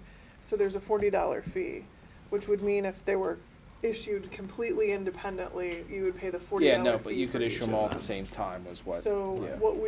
what we've been doing administratively is issuing 3 separate banner permits, but all on one land use permit, so they don't have to come back for pay Yeah. for 3 individual permits. So people are just being charged $40 then and not the $120? Right, and they can essentially have their banner for 90 days, if that's what they choose, or they can break it up and have one banner for 30 and then have another one at a later date, which is a new fee, and then multiple banners on the same property that are sort of a series, like. Or a set. Are a One set, would be considered one banner as long as the total area doesn't exceed the total area for banners. Yeah, no, there had been discussion about increasing it to like more than 3 occasions that had never gained traction. That was the big thing we always discussed there. Yeah, they don't hold up well. So 90 Yeah. days really is, for most banners, kind of the max. So we don't have any feeling about either way about removing the provision that allows banners across roads. We did not, in any of our discussions, really get into that because it does require PennDOT's input and you know, it's basically that if they allow it, it's already met some significant requirements. Does it require PennDOT's input if it's on a local road? So, Not if it's on our street. not if it's No, on, that'd be I mean, on. obviously, we'd have to have it high enough that a truck could get under it. The only time I'm aware that we've placed banners over the road was when we had a road closure for a festival. Well, and that So that was I very think- temporary for like a yeah. weekend. And that I think was one of the things is that if the borough wanted to do it, Right. you can't prohibit it. For anybody, yeah, Right, no, you I know. can't have 2 Yeah. sets of rules. Right. So there was a desire Absolutely. to have it for certain special events, Right. so you had to leave it. Yeah. That's how that ended. Okay.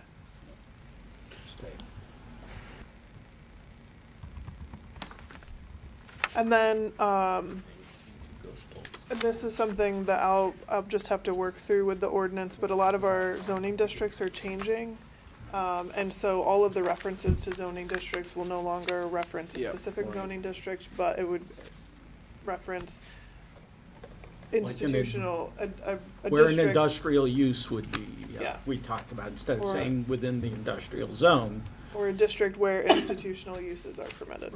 Right. billboards. Just so that it So the- moves with the new zoning ordinance when Exactly, it changes. it's not Yeah. inconsistent.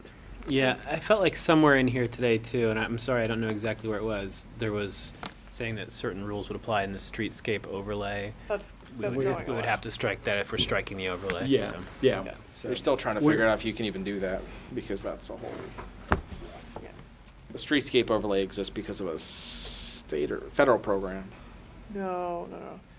So the Elm Street overlay existed for the Elm Street program. Yeah, but the streetscape is not a product of like some like US 15 byways. No, there is a section of the sign ordinance that is a product of that, and that's still, Okay. there's no That's changes different. We're proposed to changing that. that. Yeah. Okay. So those are all the notes that I So have. that should be pretty much everything. Okay. Yeah. Okay. So let's get it drafted. Yep. Questions? All right. Better late than never. Can we touch on emerging rules? 6 years later. I know. All right. Long time. So, Sorry. yeah. No, what's the please go ahead. What's the timeline on this now that, what's our next step? It'll go to final draft, so we Final can draft. Draft vote. to advertise. So I you think could, we want you to- could vote to authorize you to create a draft in October, advertise in November, and Adopt adopt in December. December. Right, great, thank you. Now, there is one issue that will ticklish. I haven't,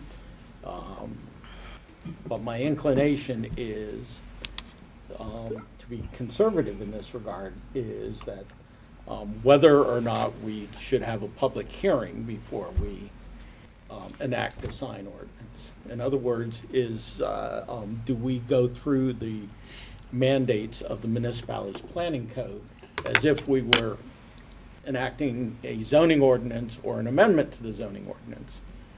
We actually have been, the current challenge in front of our zoning hearing board has raised that particular issue with regards to our sign regulations.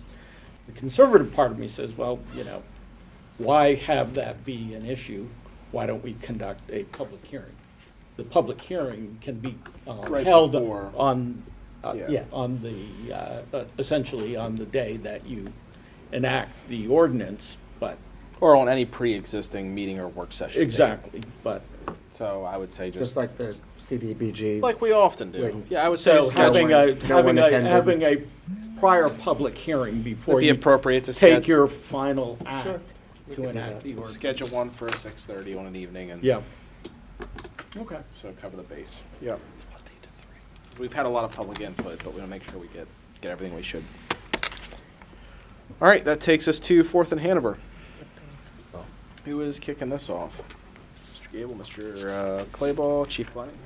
So I can start it off. We have received a couple of comments from the public through phone messages and emails regarding the intersection at 4th Street and Hanover Street. Currently not a signalized intersection.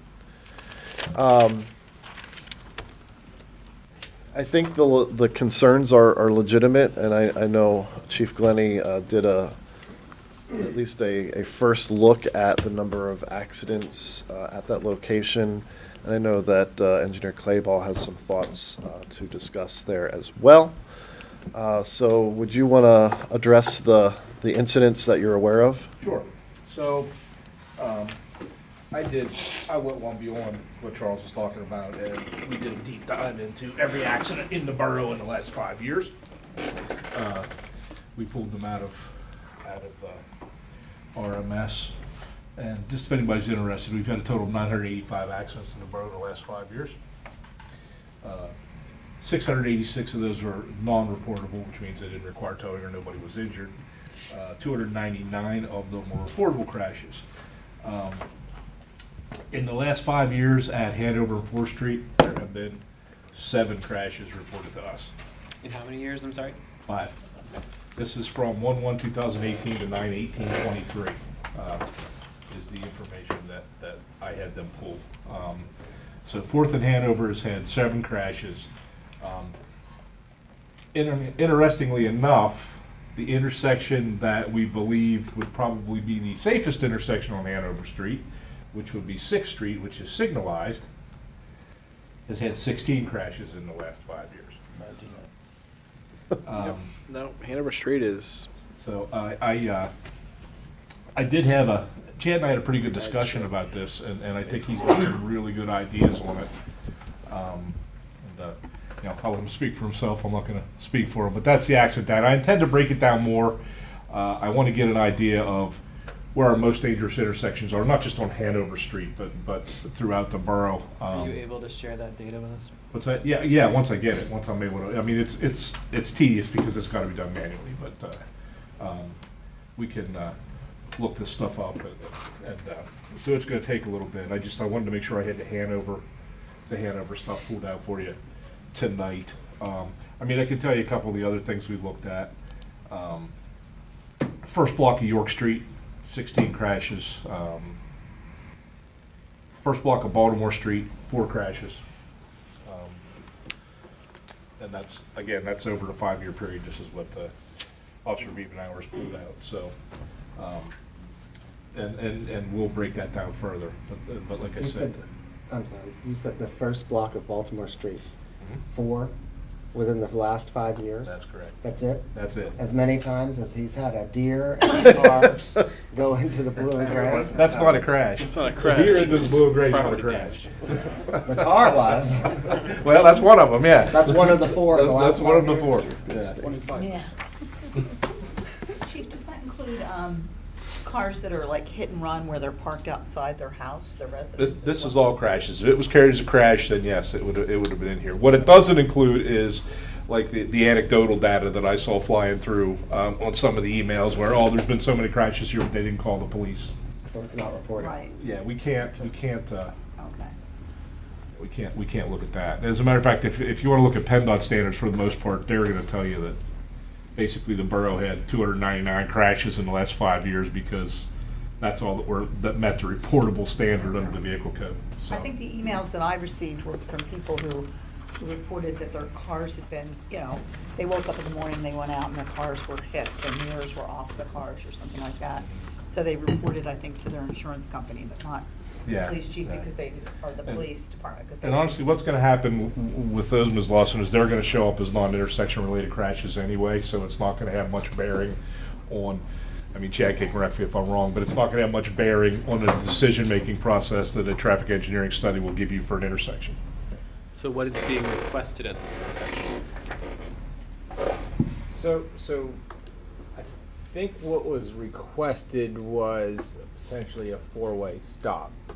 There were in the emails, we've seen a couple of emails on this, and there was different things thrown out there like traffic safety. So anytime I see an email like this and somebody's concerned about safety, we take it seriously. I want to make that utmost important, and so that is the number one thing. We want to take safety into concern.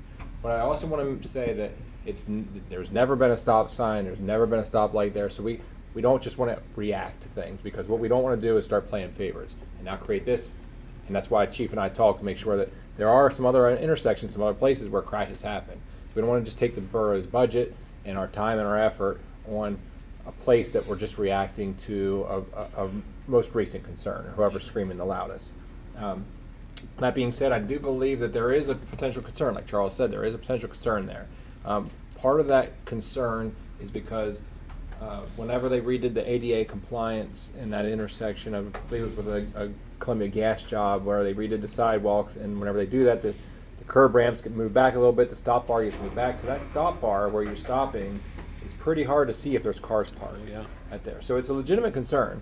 I want to make sure it's clear too. There's a difference between clear sight triangles at intersections and what we call safe stopping sight distance. Clear sight triangles you would use for more when there's a 4-way stop. You need to have a clear sight to be able to see everybody at all 4 stops. Safe stopping sight distance is where you just have a 2-way stop. Somebody stopped and you're trying to look down the road for a car that's coming traveling at the speed limit. It takes in a slope into account and some other things. I have not done any tests yet, but I would say that if there was cars parked there, that there's a chance that it doesn't meet that safe stopping sight distance.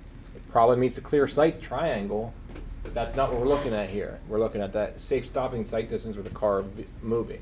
So I think there is a legitimate concern. I do not think we're anywhere close to having a traffic signal there. So I want to get that off the table right off the bat. Chief and I agreed that this is not a location, nor is 5th Street or 3rd Street. So when you're talking about 4th, you kind of look at 3rd, 4th, and 5th. They're all kind of very similar. So we wouldn't even suggest that to you, that this would be even close to a traffic signal. Now, could it be a four-way stop? Yes. There's some things to consider with that. There should be a traffic study done if you're going to change it to a four-way stop.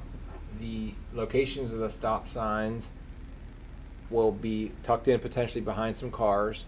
So that the location, or where you're going to post these signs, you know what I mean? You can't put them out in the middle of the roadway. So they're going to be tucked in. So you might end up having to lose some vehicle spaces. You could potentially avoid four-way stop and just lose more vehicle spaces and get your safe stopping sight distance. So the other thing that I had suggested, and I talked with Chief about, is that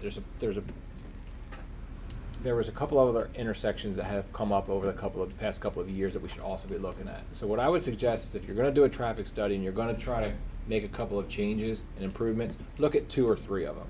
Don't just pick one, look at 2 or 3 of them. If you're going to go do one, it's not that much more money to look at 2 or 3 of them. We're probably looking at, if I had to guess, I can talk to my traffic guy, if we wanted to try to get something in the budget for next year, but I would try to budget somewhere around the $2,500 to $5,000 range to do a traffic study. Again, I would take a look at a couple of them. There was one that was in there that we had talked about. It was an intersection at 4th Street, North 4th Street, and not Water, but Barlow, I believe, the next one up. That was a different topic.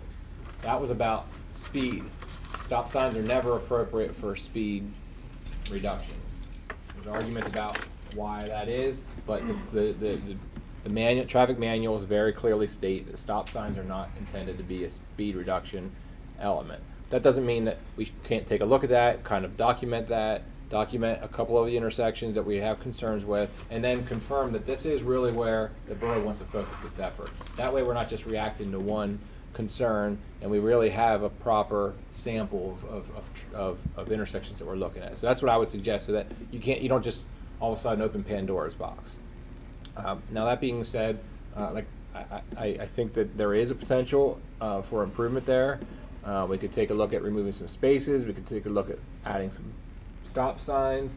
There is a better fix. Again, not traffic signal, but the next better fix would be adding or bumping the curbs out in those intersections. Because then you move the crosswalks up, you move the stop bars up. You could do that with or without a four-way stop. And that would be a huge improvement to those intersections. Not just that one, but all 3 of those along there. But then you're taking what is essentially to put 4 stop signs up, you're looking at $1,000, right? To do a curb bump outs at all 4 intersections, now you're talking about $50,000, right? So there's a significant difference in terms of the scope. So if we wanted to do the curb bump outs, that's not going to. I would anticipate that won't fit your budget within the next 5 years. Stop signs could fit your budget next year, right? That's the difference. The only other thing that I wanted to say is, whenever you put new stop signs up, it's different. It's new, and people could run stop signs. So you would want to consider there's different things you can do whenever you see new stop signs up. Sometimes you see stop ahead signs. Sometimes you see the lights on the post. Sometimes you see the stop bar in thermoplastic along with the word stop written like right on Hanover Street. You would write the word and the stop bar to kind of help enforce, at least for a few years, until people start getting used to the fact that there's a brand new stop sign there.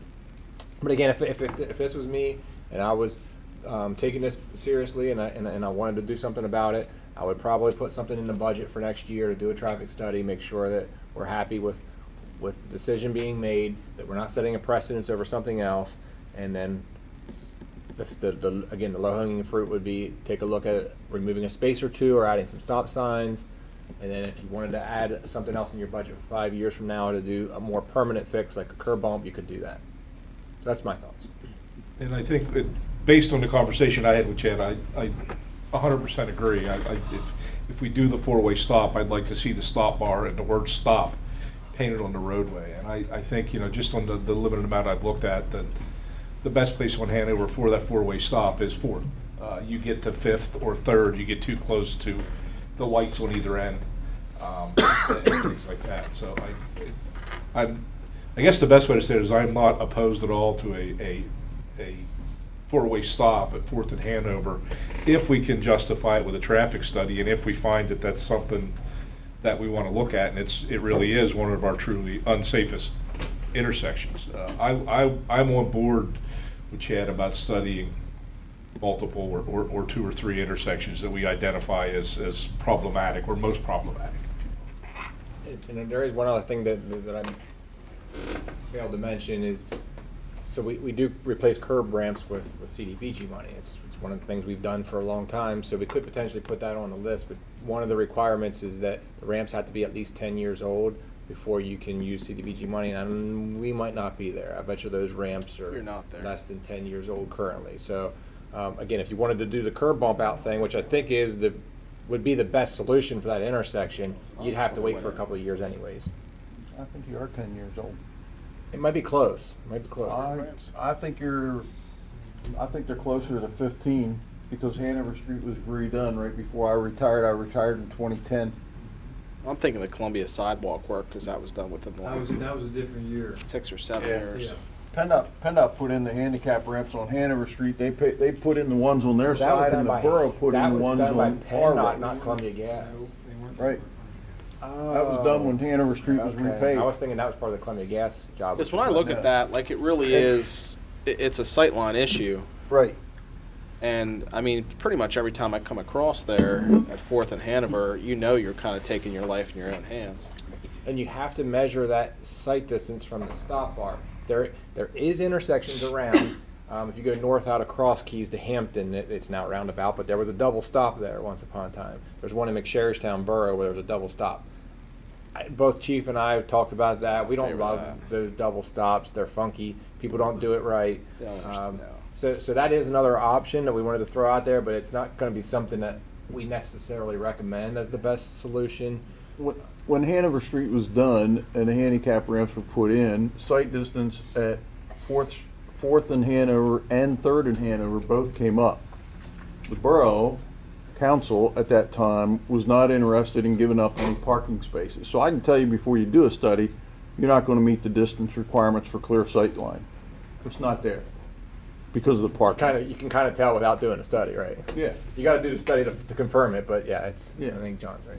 So I guarantee you're not going to meet them because that's already been done. And I just want to make sure we're doing it properly, which we will. I mean, we just can't go out there and stick up a couple stop signs without doing the study. First of all, they're unenforceable, and they have to be ordained. Yeah. So it's but again, I'm not opposed to it. I think Chad and I had a good conversation about it, and we're comfortable with it. I think that aids in the safety of of Hanover Street in general, with a four-way stop sign at that intersection. Well, that's the thing. I think if you got to get PennDOT on board. If you narrow it for your crossing and so forth, I mean, it really is a speed issue, right? It's interesting, like we're discussing this like it's just a stop sign issue. I'm telling you, that's what it is. We can't control speed with the stop sign, Wes. I know, and maybe you shouldn't. That is the problem. But a street diet there to make those crosswalks a little narrower would probably be just as effective. Because what it is, since that light at 6th Street went in, people come down through there and they're speeding up because they're attempting to beat the light, and we all know that's what's happening. So I think the street diet there, if it's even just a little bit to those crosswalks, lose a few spaces in the process, which is unfortunate, but that's probably going to help your situation more than the stop signs themselves. Well, to be perfectly candid, if people drove the way they were supposed to drive and stopped at the stop bar and then inched out till they could see, we wouldn't have an issue there either, but that doesn't occur. So what bothers me is the number of times we see cars down there on their sides, on their roofs. Like, this isn't, we're just having a small little accident. Like, people are really going for 2-ticket ride down there. That's Sixth Street. I mean, that's really, it's really been intense in the last several years. And when the last time the entire town was upgraded with traffic signals, there was one proposed at Hanover and Fourth and one at Hanover and Sixth, but we couldn't meet the requirements to convince PennDOT to put a traffic signal in at Hanover and Fourth. We got the one at Hanover and Sixth. We didn't meet the warrants for whatever reason, and it was not approved. The residents that I heard from about Fourth and Hanover weren't necessarily just about car accidents that were reported or not reported, but it was about the pedestrians, kids on bikes, people walking their dogs, and almost getting hit because of the speed. And that's just, you know, as Chief said, it's a dangerous intersection. Yeah, but the real problem there is the speed on Hanover. Is the speed. That's what really, especially eastbound. The bump outs. Eastbound help. seems to be worse when I'm there than westbound. You want to leave town. So I wanted to say one other thing. Robbie just reminded me, there is LTAP as well as a potential option. And you could budget. You could put $5,000 in the budget next year to take a look at this, but then check with PennDOT, and if they're willing to do something, save us some money, why not try? Sometimes they will do. Whenever we did the Broadway street improvements, LTAP did provide us with some traffic studies there and some signage recommendations that we used into the design then. So it's just something maybe help save a couple bucks. Okay, that's good, thank you. Okay, yeah, let's look at that at budget time. Okay. All right, that takes us to the second public, pardon me, are there anything other items before we go to No, public could comment? I just say one thing before we? Butterfield, yes. And today was the funeral service for Larry Weichert. In 2007, when the borough learned that we must start up a curbside recycling program, a committee was formed. And the first person to step forward and say, "I will serve," was Larry Weichert. Every recycling event we've had in all those years, he has attended. Every time we invited our trash hauler to come and talk about recycling, Larry was there with some good questions. At his service today, a couple of people spoke about his humor and his sense of humor. At our electronic device turn-in, Larry's station was at the foot of the steep incline behind the Public Works building. He was very good at shouting, slow down," to the people coming down that incline. But then when they'd get to the bottom where he was standing, he would change gears and thank them for coming and direct them over to the volunteers who were removing the items from the automobiles.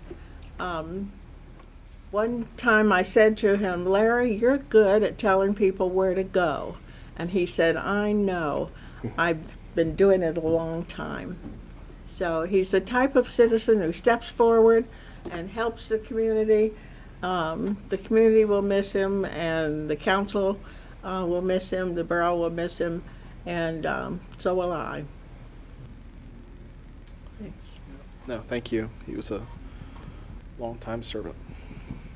Just one little brief thing. Plan Director Marshall pointed out to me that on March 16th, there is a Planning Commission meeting that evening, and that is also scheduled to be one of our budget workshop meetings. In the past, we had the planning. October 16th. March 16th. Did I say March? October, sorry. I'm fast forwarding to next year already. March 16th is Planning Commission meeting, also scheduled to be our October 16th is supposed to be our Planning Commission meeting and budget workshop. Normally, the Planning Commission would meet upstairs in one of our conference rooms, but there's a large public interest in our zoning requests that are currently going on. So I think it would be better if the council would be amenable to moving that budget workshop to the following day, Tuesday, October 17. If that's okay with you, we can talk about that next month and then formally advertise that if that works for you. That was on my list to ask the council also for tonight, because on the 16th, we have been invited to a program by PennDOT concerning electric vehicles. And I have a couple of questions for that, and I was going to ask if we could delay until 7:30, so that that meeting is 5 to 7, but this would be good to just change the day. Does anyone have conflicts on Tuesday, October 17? I do, yeah. Yes. You do have conflicts? And I also have a conflict with the 16th, so don't go Yeah, by I me. won't be in town that week, so it doesn't matter. Don't go Forgot by my me. phone. What's that? I forgot my phone at the house. I kind of suspect that I do, to be honest with you. Okay. Well, we can talk about it at our agenda meeting tomorrow and see what we want to do.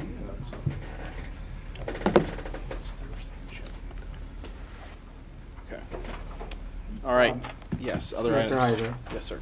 I promised a constituent that I would relay this, and since we're talking about potential traffic studies, is it possible for, and whose job is it? Is it with traffic lights and the timing of them? Is that PennDOT. PennDOT Middle in Baltimore? Mhm.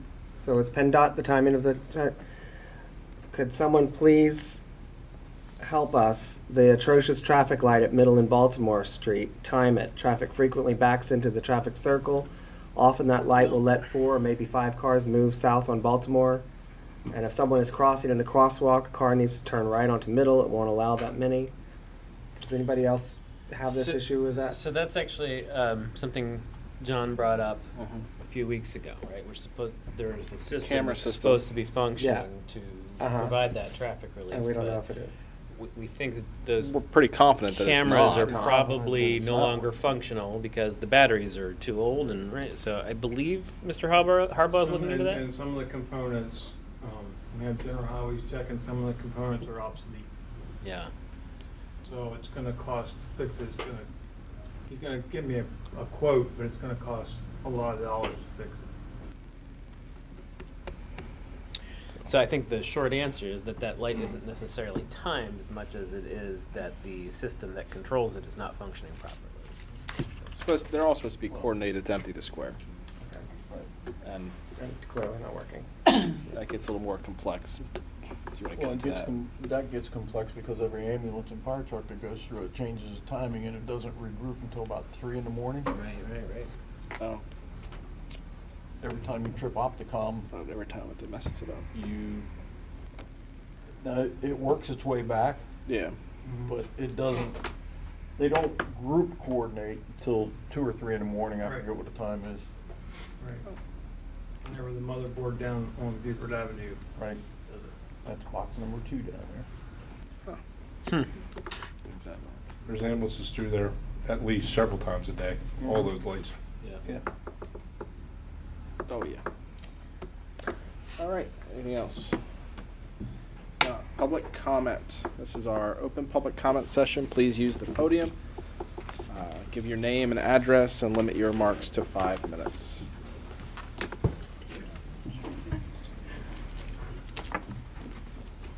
I'm Sue Sipperly. I live at 314 North Stratton, and I just have a comment on the definition of a mural, which was that it was directly painted on the building and there was no additional structure. And in my neighborhood, there's a Coster Avenue mural, which is a piece of public art, and it's about 15 feet tall by 70 feet long, and it's been there for about 24 years. Originally, it was plywood panels that were mounted on the building. There's just some horizontal strips. That was repainted in place about 12 years later, and then the latest iteration of it is glass panels mounted on the building. The painting is actually printed on the back of the glass. And that's sort of an up-and-coming architectural technique, I guess. So I don't know if you just call that a piece of public art, or it's called a mural, and it's not, it might be proposed by somebody else in the future, so it's something you might want to add in somehow. That's all. Public comment.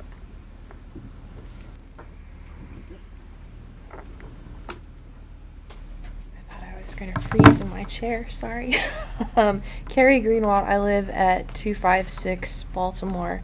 I guess this is somewhat tabled now in the sense that you all have voted to delay the bus parking study until spring, but I feel like it ties into a bigger issue that we've started kind of talking about in the town. As background, when I first moved here 14 years ago, I worked for 2 years at the David Wills House when the Park Service first reopened it, and so we dealt quite a bit with buses coming for tour groups. Subsequently, I've worked 5 years at the Gettysburg Hotel, which again dealt most of those years with the buses, coming to pick up overnight guests and drop them off. And prior to living on Baltimore Street, I actually lived at 156 York Street, where the other bus parking, has been set up currently. And although Lee's Buffet is across the street, that whole sector is, very much residential. Looking at that area of York Street, I'd be really curious as to how many car crashes have happened there, because in the 8 years that I lived there, of course there was the time that truck hit, Lee's Buffet and took down the entire corner of it. I would never park my car in that first spot along that area because I was convinced my car would get totaled at some point in time. So the idea of potentially having buses park there frequently just lends the fear of pedestrians coming off that bus being injured or possibly killed. There is clearly a problem with speed in the borough. I laugh as well because I work at Gettysburg College, and about a year and a half ago now, my car was legally parked on Washington Street, and a woman accelerated at a high rate of speed, we assume, because there wasn't any sort of speed camera clocked, but she flipped her car over top of mine, and it was roof up in the middle of Washington Street. She said her dog sneezed and it startled her. But, regardless, a 25 mile an hour rate of speed apparently is allegedly enough to have a car flip. It certainly happened at Carlisle and the Square several Memorial Days ago. So all of this to say, we talk about traffic, we talk about bus parking, we talk about tourist parking, residents trying to park, what have you. And now we're looking at this new housing and retail space coming on Stratton Street, which, as an aside, totally for. We certainly need more downtown housing for, residents who work in the borough, what have you. But it's going to create an enormous amount of traffic. And I know that we're talking about potentially doing a traffic study with it. I feel like it's a bigger issue throughout the town. It's just going to continue to get worse. Having that number of housing units there, the visitors that come to see the folks that will be living there. We just had all of this road work that was done along Chambersburg Street, along Carlisle Street, where they were flagging, cars through the square. When I would be out walking, what have you, the flagger for Carlisle Street was down at the railroad tracks. Just in the space of me walking the, 2 blocks from the square to the railroad tracks, 3 vehicles came the wrong way out of Racehorse Alley there at the Gettysburg Hotel. So what we're looking at is potentially creating additional problems of people trying to circumnavigate traffic, causing more traffic, causing potentially accidents. I think if we're looking at bus parking, we need to be looking at traffic as a whole in the town and how to mitigate it and how to help people be able to park, tourism, related, but as well as, residents. Because we're going to continue to exacerbate the problem, just kind of hitting it piecemeal like we're looking at currently. For what my 2 cents are worth with all of that, but thank you. Thank you. Public comment?